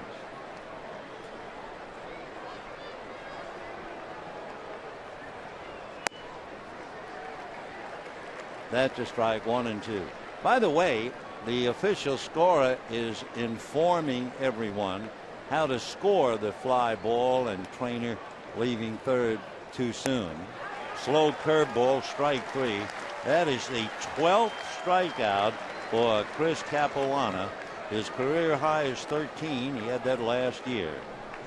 The right fielder is given a putout on the fly ball, and then there was some assists involved with Trainer being ruled leaving third too soon. They give an assist to Lillibridge, the third baseman. Change off the plate. When the Dodgers come up in the bottom of the 8th, Uribe, Gwynn, and Trainer.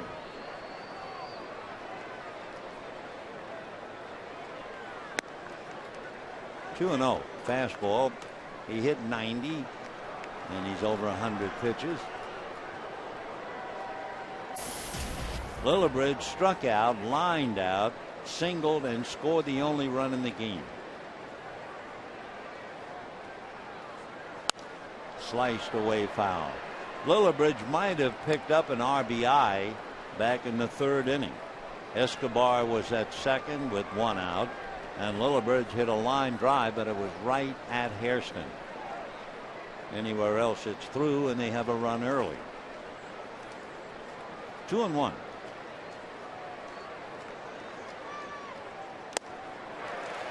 Two and 2.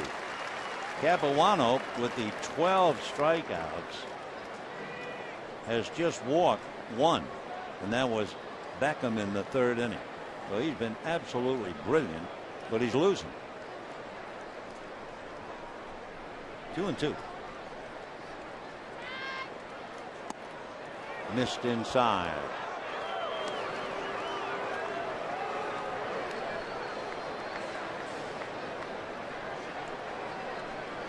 A big crowd seeing a rather memorable pitching duel. You won't forget Trainer charged with leaving third too soon either. And a high drive into right center. Ethier to the track at the wall, reaches up, knocks a tomahawk, and has the ball. What a play by Ethier. His third brilliant defensive play today. So he might be 0 for 3 with the bat, but he is certainly 3 for 3 with the glove.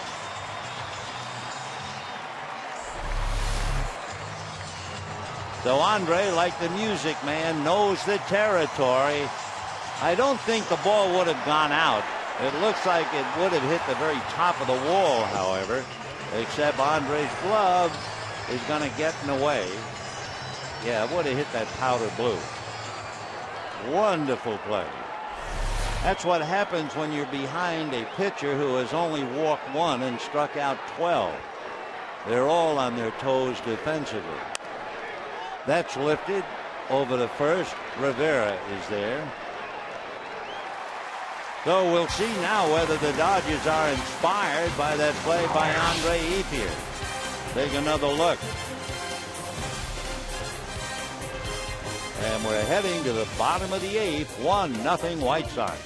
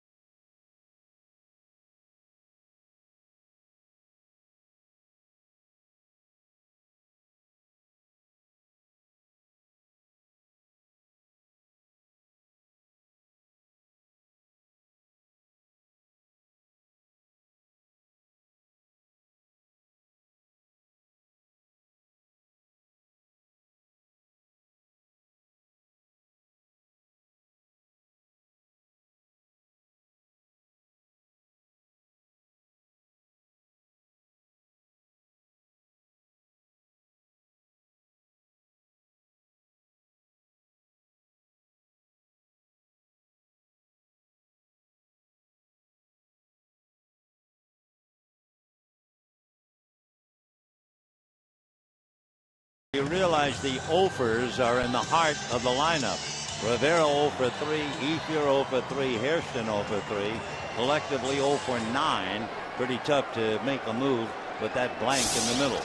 However, Uribe, Gwynn, and Trainer due up here in the 8th inning. Ball 1 for Quintana. That pitch to Uribe was only his 70th pitch, and we're in the 8th inning. He's struck out 6. He's not walked anybody. Ground ball to third. Lillibridge is on it. 1 away. So Uribe rolls out. And the batter Gwynn. Let's get to the answer of the trivia question. Remember, who's the only pitcher to have 2 wins and 2 saves in the same World Series? Yes, Larry Sherry, whose brother was a catcher, Norm Sherry, in the 1959 World Series against the Chicago White Sox.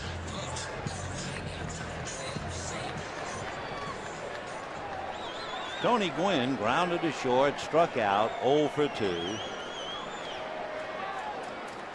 Drag bunt, but he fouls it away. 0-1.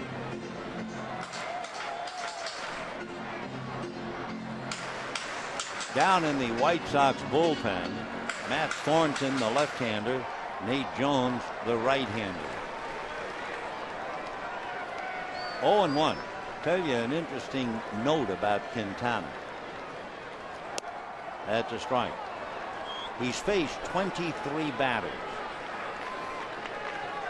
Through the game, he has missed the strike zone only 19 times.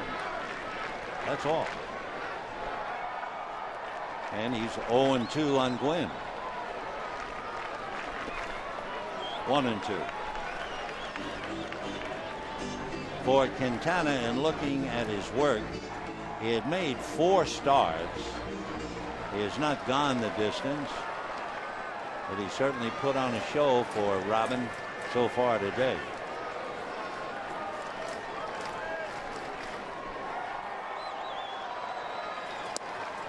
Fastball off the plate. His longest stint, which makes it rather remarkable, his longest stint in the big leagues, 6 innings against Toronto and Cleveland. 2-2. Fastball hit to left field. A little bit of a late start, but Viciedo comes in. Boy, his sunglasses look like they were on fire, so you can understand a late start. Meanwhile, here's the National League Western standings for the moment. The Dodgers 4 up on the Giants. And then you have Arizona with Colorado and San Diego picking up the rear. Remember, the Dodgers will go head-to-head with the Giants this month, 25th, 26th, and 27th in San Francisco. So here's Trainer, slicing fly ball on his horse is Rios to make the catch. So a very quick inning in the 8th, and it's still 1-0 White Sox.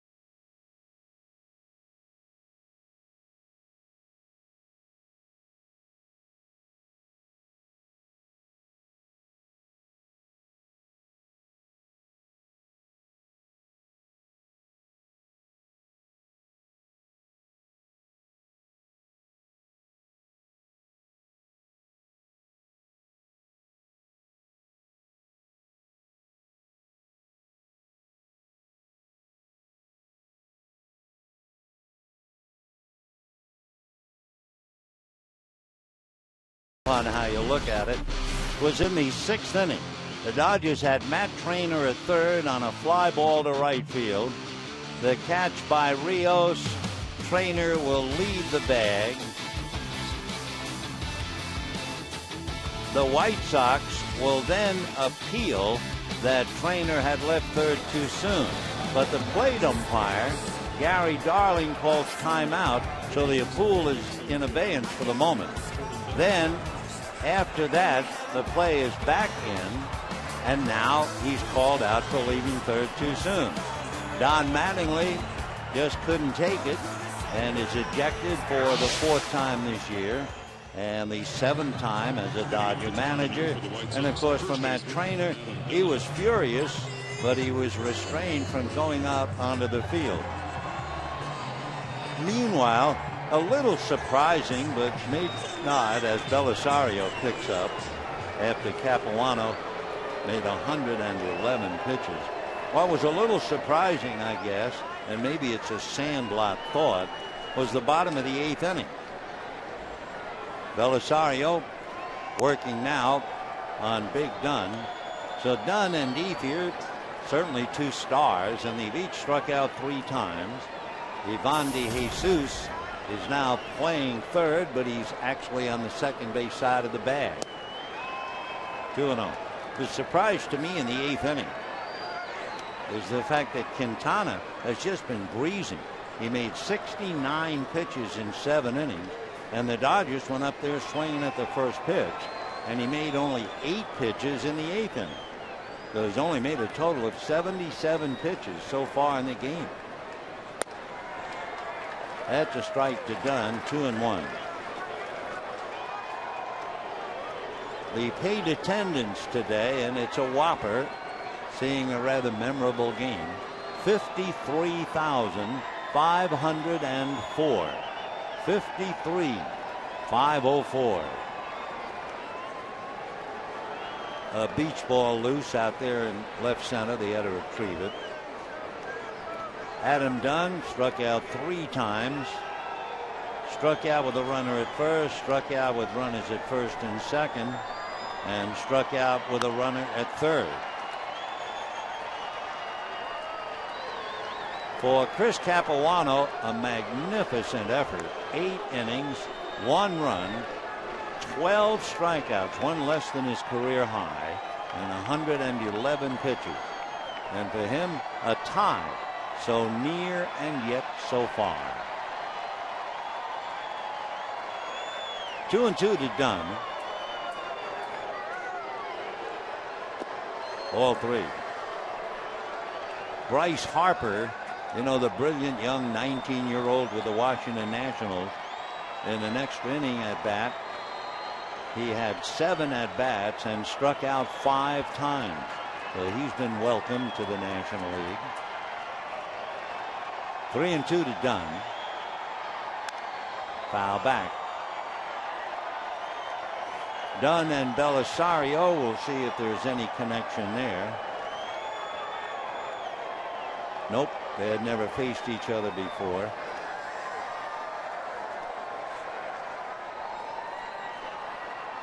Adam hitting just .227, but he does bring up 23 home runs. Fouled away. When the Dodgers come up in the bottom of the 9th inning, DeJesus playing third, bats 9th. Belisario would be in Uribe's spot. 3-2. And ball 4. So Dunn draws a walk, and the batter will be Diane Viciedo. You know, voting is underway for the All-Star game in Kansas City. You can send your favorite Dodgers to the game and vote up to 25 times at Dodgers.com. So visit Dodgers.com and cast your ballot now for your 2012 All-Stars. Alejandro Diaza, the center fielder, and certainly a guy who can motor. He has stolen 14 out of 19, running for Dunn. And then I'm sure he will stay in the game. He's a fine defensive outfielder. So Dunn goes 0 for 3, but he does walk. And now we'll keep an eye on Diaza, and so will Belisario.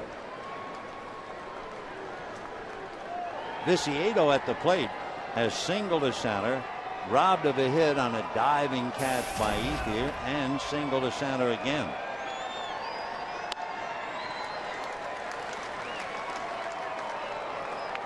Viciedo's single gives him the only RBI in the game. Well, up north, Giants 1, Seattle 1. Top of the 8th.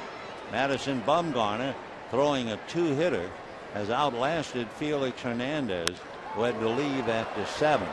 A drive to right. Ethier is there.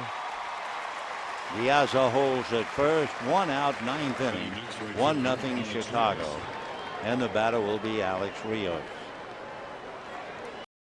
In what a contrast. Quintana has made 77 pitches in 8 innings. Up in Seattle, Felix Hernandez, after 7 innings, had made 114 pitches.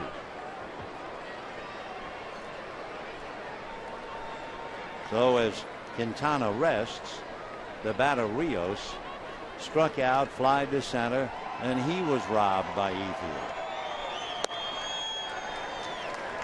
Of course, both of those catches by Andre, he was racing towards the infield, making diving catches.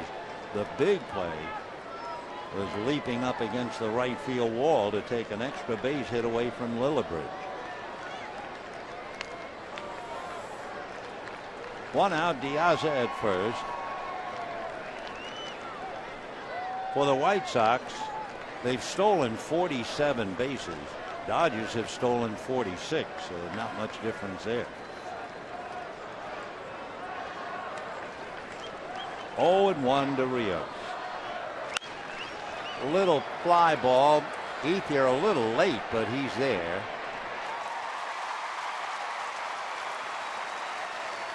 I think maybe it's very, very tough looking in on a bright, shiny day. There's not a cloud overhead. The other inning, when Gwynn hit a fly ball to left field to Viciedo, I mean it, his sunglasses looked like they were on fire. And he's playing left field, so you can imagine right. The only advantage to playing right field here, even though it is a sun field, would be the fact that the stands from home out towards left field are pretty dark. So if you're looking in from right field, you should be able to pick the ball up. If you're looking in from left field, there's hardly any shadow at all. So it's a big difference. And a strike to Jordan Danks. Single to right, struck out twice. Capuano struck out 12 in a brilliant effort through 8. DeJesus, Gordon, and Herrera will be due up in the 9th inning. And a slicing fly ball racing towards the line. Herrera coming over to make the play. So a leadoff walk, and then they don't run Diaz at all. And we go to the bottom of the 9th, 1-0 White Sox.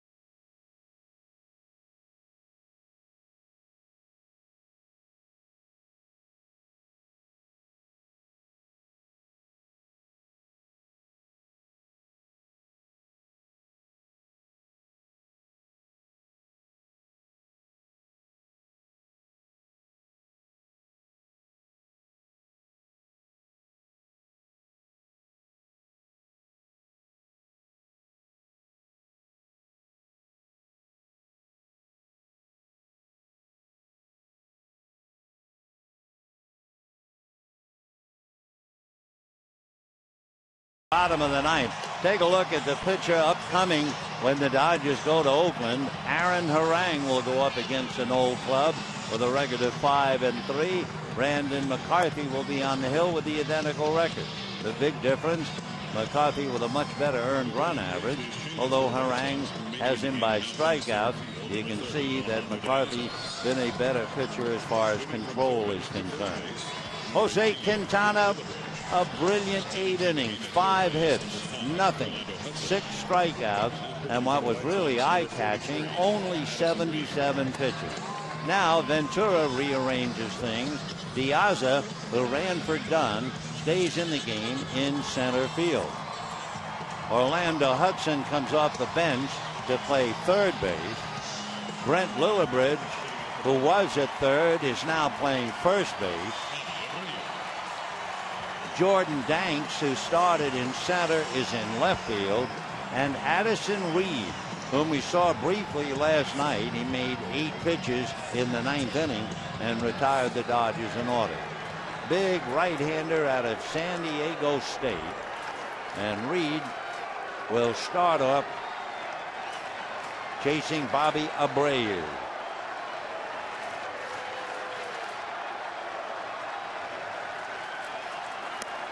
And a strike to Abreu.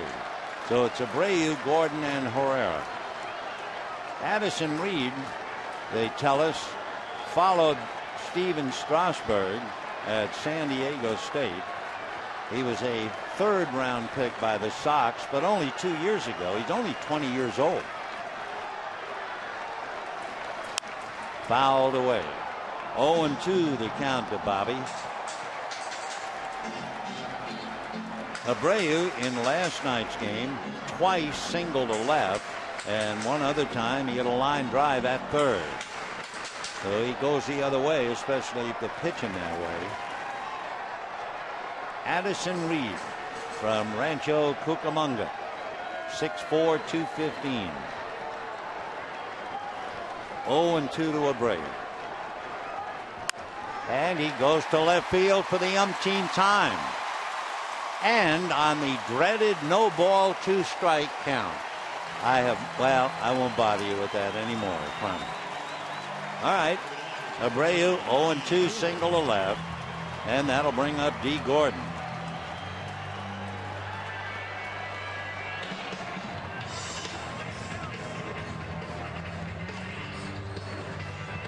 So with Abreu at first, the tying run, D. Gordon tried to bunt for a base hit and was thrown out in the first inning, grounded to short, and then hit a line drive off the glove of Quintana that went for a base hit. So Reed gives up the single on a no ball, 2 strike count, and Gordon, Herrera, and Rivera trying to get him home. Hudson is in on the grass at third, looking bunt. Lillibridge is ready to push off the bag at first.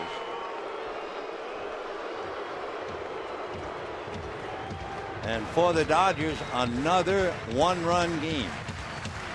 Remember, they've been in 30 games, almost half of the 36. 30 of 66 decided by 1 run. The bunt in the air, foul, drops untouched.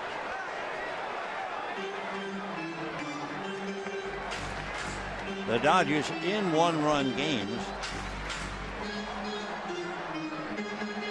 10 of 17 here, 7 of 13 on the road. So they've won 17 of the 30 by 1 run. 0-1 to Gordon. Showing bunt, pulls the bat away, and down to second base. If it's not a foul ball, goes Abreu.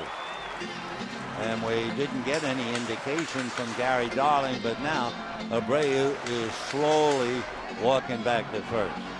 And the count is no balls and 2 strikes on D. Gordon. That almost hit him. Gordon as a leadoff man, and you know he can bunt, but he has 1 sacrifice. So let's see if they have him bunting 0-2.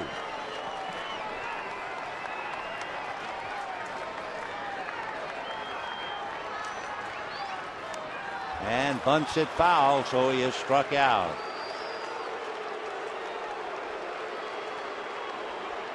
So Reed gets a strikeout, 1 down, and the batter will be Elian Herrera.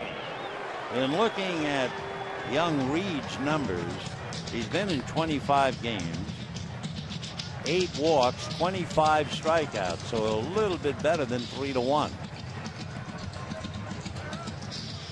Herrera, single to left, single to center, and then it was his luck to hit the fly ball to right field. Matt Trainer tagged up. Trainer called out for leaving third too soon, and so it's still 1-0 in favor of the White Sox. Abreu, the tying run at first, 1 out.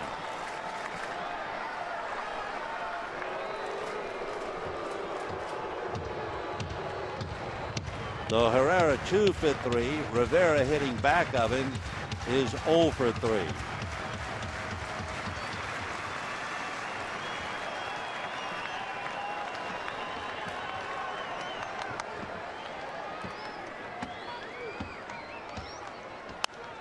Fouled away, 0-1.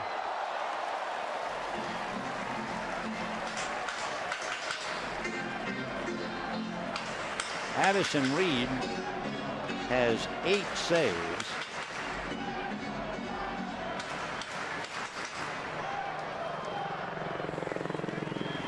Oh, and 1.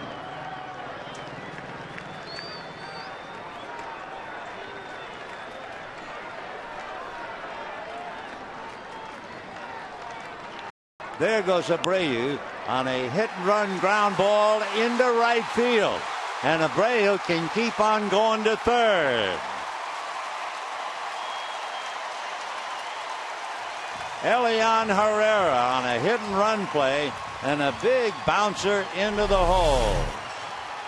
You can see the first baseman, Lillibridge, he wasn't quite sure what to do as the ball found the hole, and the Dodgers are very much in business now. First and third with one out, and Rivera and Ethier back-to-back. Robin Ventura slowly going out to the mound, and timeout.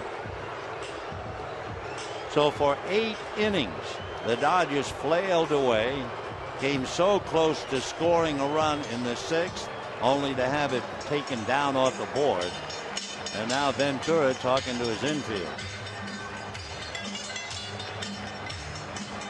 Back-to-back, Rivera and Ethier. So Herrera comes up with his 3rd hit. He is 3 for 4 as he continues to pull rabbits out. Rivera hit into a double play, lost a hit on a circus catch by Gordon Beckham, and grounded out last time up. Juan Rivera, a couple of notes on him as he checks in.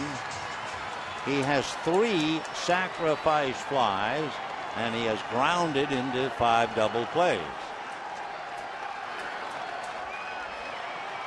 1 out. First and third, 1-0 Sox, 9th inning. In there, 0-1. Basically fastball, slider, and changeup. That was a little bit of a slider up. 0-1.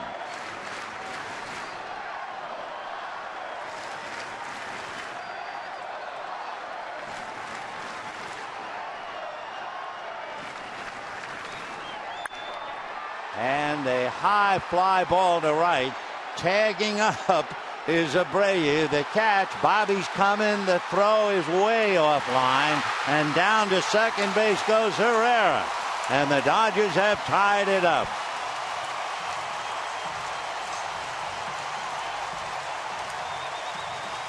So Juan Rivera comes up with a clutch fly ball to right. Bobby Abreu brings it home after the hit and run play by Herrera. And now Herrera at second as the winning run. And here comes Andre Ethier. For Ethier, remember, struck out 3 times, but that was against Quintana. Now he faces Reed.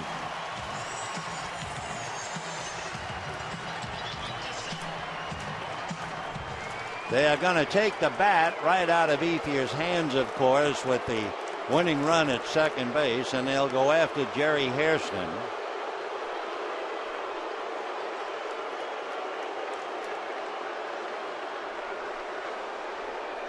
So in a moment, the Dodgers will have runners at first and second, 2 out. 9th inning in a 1-1 tie.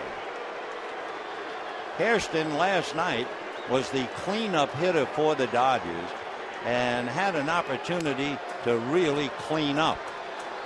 Jerry came up and had 8 runners on base last night and had a scoring fly ball in the 3rd inning to get 1 of the 8 home.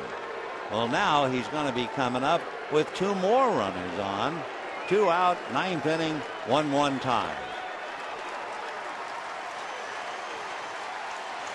53,504 celebrating Father's Day and a dandy of a ball game. Hairston is grounded to third, grounded to short, fly to right. When Reed pitched the 9th inning last night, he did not face Hairston. So Jerry, with 3 walk-off hits, has a possibility of a 4th.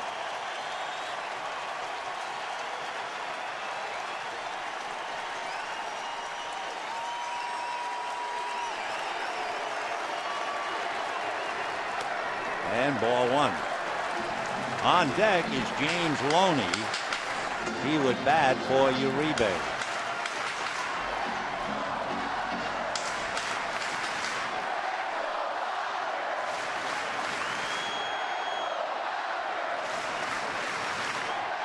Giants up in Seattle in a 1-1 tie up there.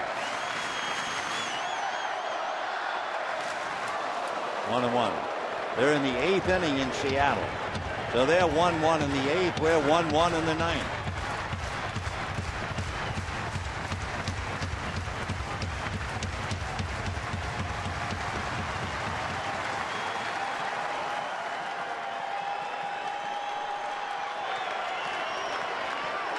The bench brings the outfield up a little bit. They bring up Danks and Diaz maybe 3 steps. Just waving and calling him in. 1-2 to Jerry.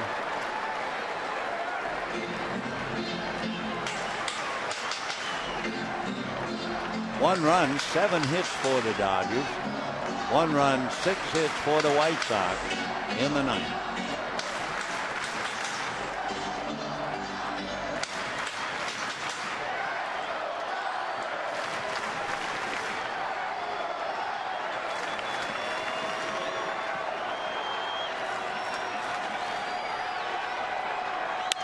And a slicing fly ball to right.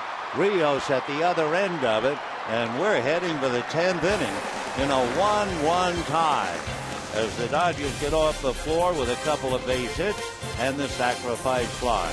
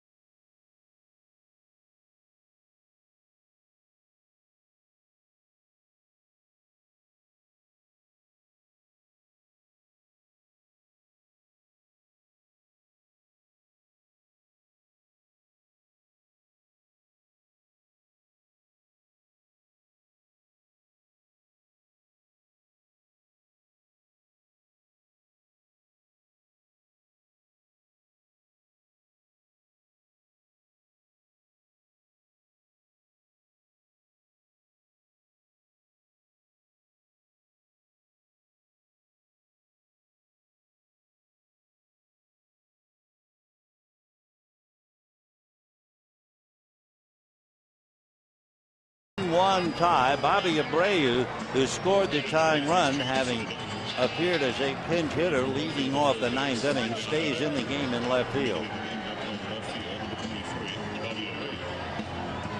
Elian Herrera, who had been in left field, is now taking over at third base. And Ronald Belisario in a tied up game facing the catcher Tyler Flowers. Right. Flowers has struck out all 3 times. It's been that kind of a game. Flowers has struck out 3. Adam Dunn struck out 3. Andre Ethier has struck out 3 times. 0-1. 0-2. So the Dodgers changing at third and left field. The infield now Rivera, Hairston, Gordon, and Herrera. So for Capuano, a great 8 innings, small consolation that he doesn't lose, but at least he is off the hook.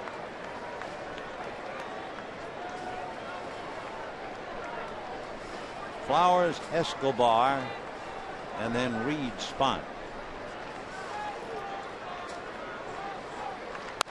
Fouled away.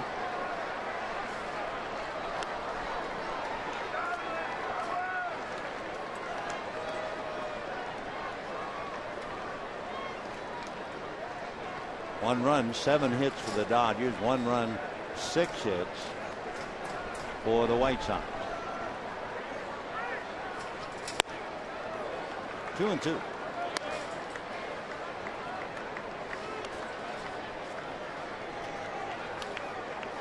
Belisario in his 21st game, a brilliant earned run average, 1.3.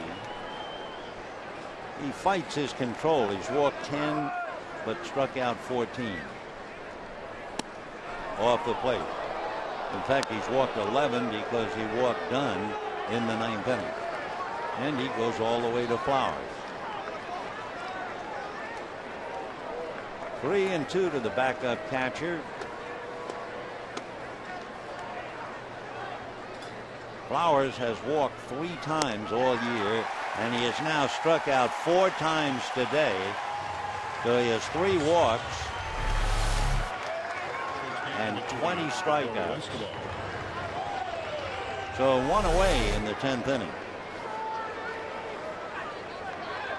13 White Sox have gone through the ringer.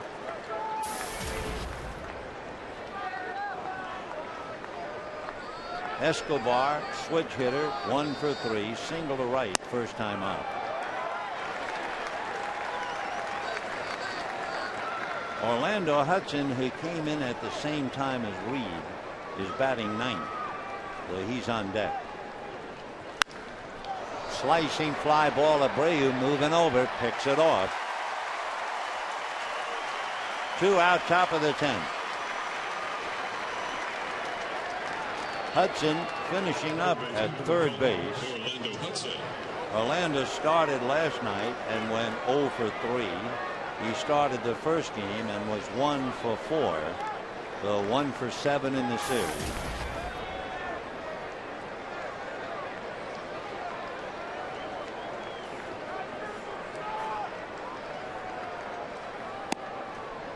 Ball 1. When the Dodgers are coming up in the 9th inning, after getting off the floor, they made several changes. That's a strike. 1-1.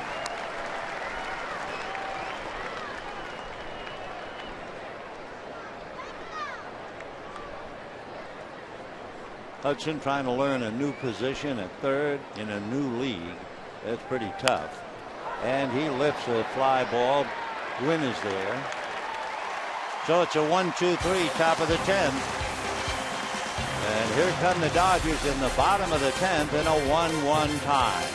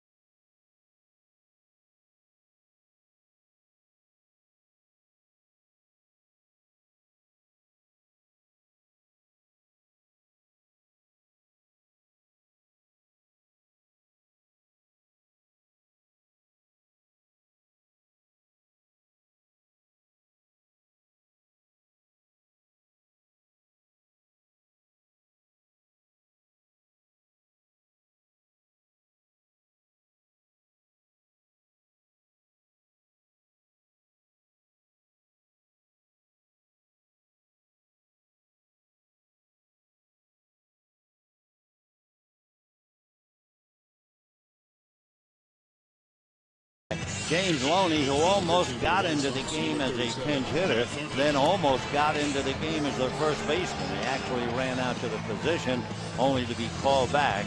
So now he will get in the game as a pinch hitter against Matt Thornton. Well, one thing, if you've been watching the series, you'll remember Matt Thornton. He was the left-hander who completed and made the wild pitch that gave the Dodgers the victory, 7-6. Thornton in that game made 22 pitches, and that was the game where Loney singled and was eventually wild pitch home. So now they meet again. 1-1 in the 10th inning.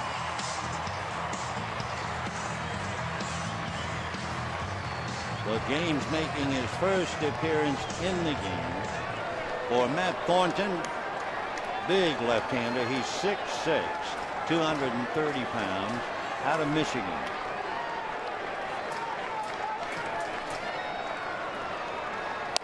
And ball one.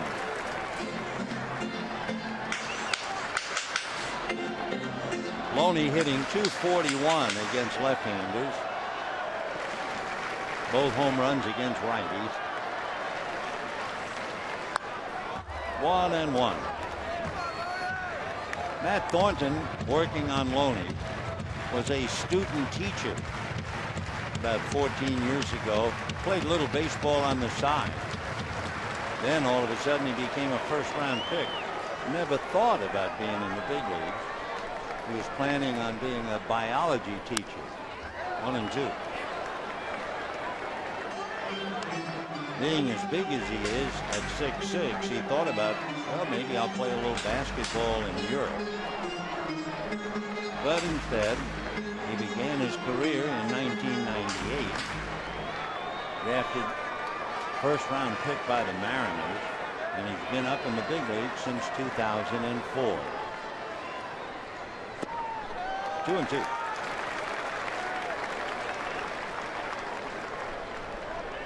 On deck, Tony Gwynn. Ronald Belisario made 26 pitches, walked 1, struck out 1. Ground ball wide of first, backhanded by Lillibridge, feeding his man over. Good play by Brent Lillibridge, who's been playing third base, and takes a base hit away from Loney. So 1 away.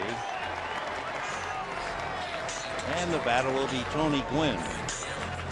Tony grounded to short, struck out, fly to left. But Brent Lillibridge, a good play at first base. He took over for Adam Dunn after Dunn went out for the runner. So now Gwynn, and naturally the subject under discussion, this guy might try to drag.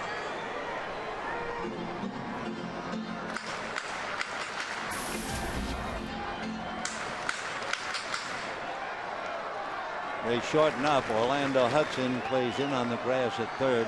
The outfield is swung way around to left. What gap there is in right center and straightaway right. Ground foul, 0-1. Like real estate this late in the game, it's all about location, location, location. So we're 1-1 here. The Giants are 1-1 in Seattle. In at the knuckle. 1 ball, 1 strike. Tony hitting .254. 17 runs batted in.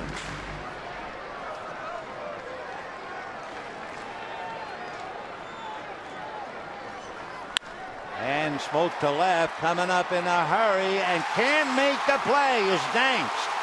Gwynn is to second base. Gwynn is on his way to third. They'll hold him there.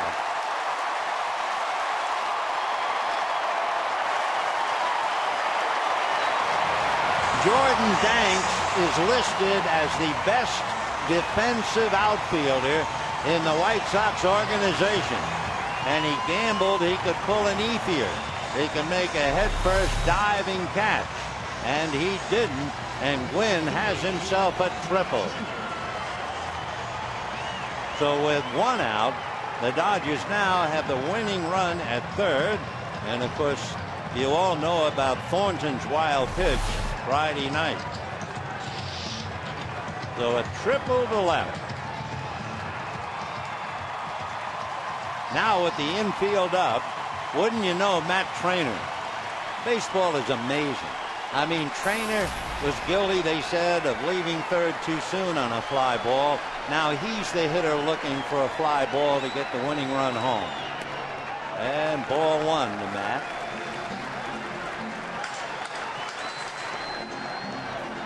For Thornton, a nightmare spot. He already has 2 wild pitches, counting the one Friday night.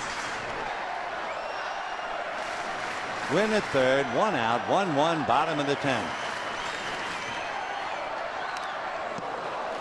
1-1. In Thornton's numbers, 8 walks, 24 strikeouts. On deck, Bobby Abreu.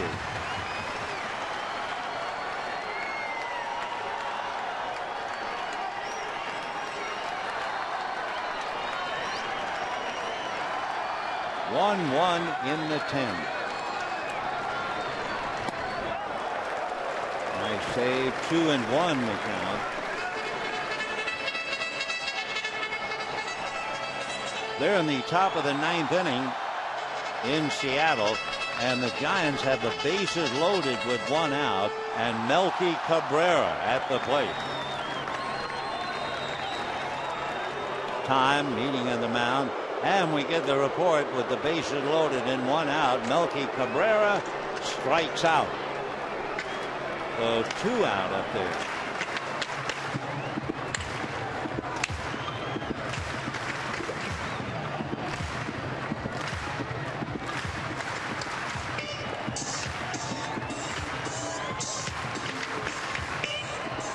Two balls and 1 strike to Matt Trainer.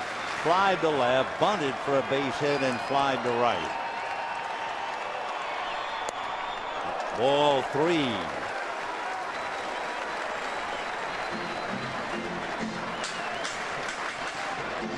Matt Trainer has only been in 13 games.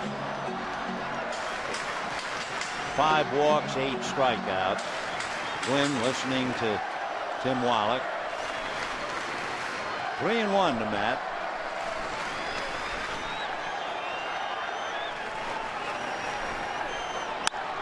As a hopper, nice play by Beckham. Boy, he has really come up to dazzling plays in the series.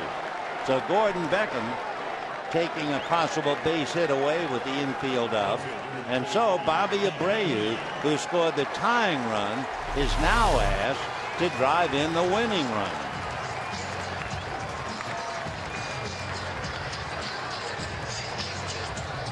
So Beckham with great reflexes, making a very good play. They will now walk Abreu.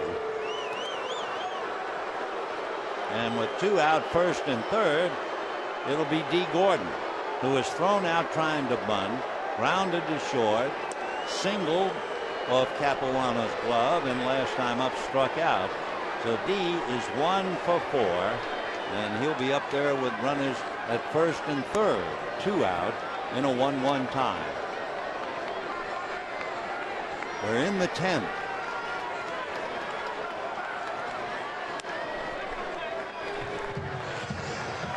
All right, Abreu takes the walk, and here comes Gordon. And Don Cooper, the pitching coach for Chicago, on his way out to the mound to counsel Thornton.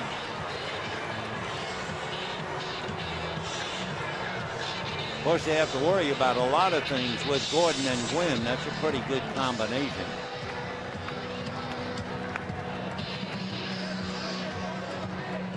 Two out, 10th inning, 1-1.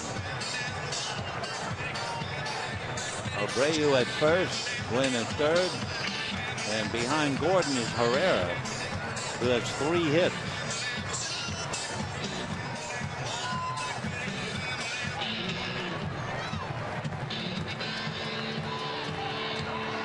All right, left-hander against left-hander in the game in the balance.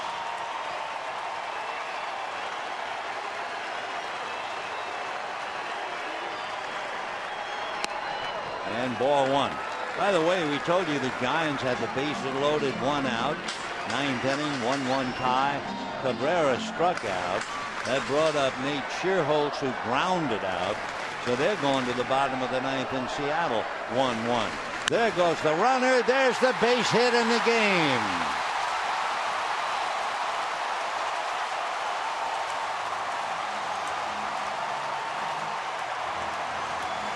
The Dodgers have been in 31 one-run games, and they continue to pull the rabbit out of the hat. The gamble in left field by Jordan Danks pays off on the base hit by Gordon. So the Dodgers now have won 11 of 18 by one run at home. And for D. Gordon, running to escape being mobbed by his teammates. And the Dodgers do it again, clean as a whistle. Line drive single to left. 53,000 roaring in delight. Not to mention about Gordon ready to fly when he gets to first, and the Dodgers ready to pile all over him. The first man to greet him, Matt Kemp. He's always the first. That'd be a terrible thing, wouldn't it be, if Matt pulls his hamstring again? Anyway, he didn't. And the Dodgers win it 2-1. And although no home runs were hit in the game, the home run challenge continues through today. Make your pledge calling 800-798-CURE or go on to www.pcf.org. Dodgers pack their bags, heading for Oakland, then Anaheim, and then San Francisco as they won another coming from behind 2-1. We wish you all a very pleasant, happy Father's Day and good afternoon.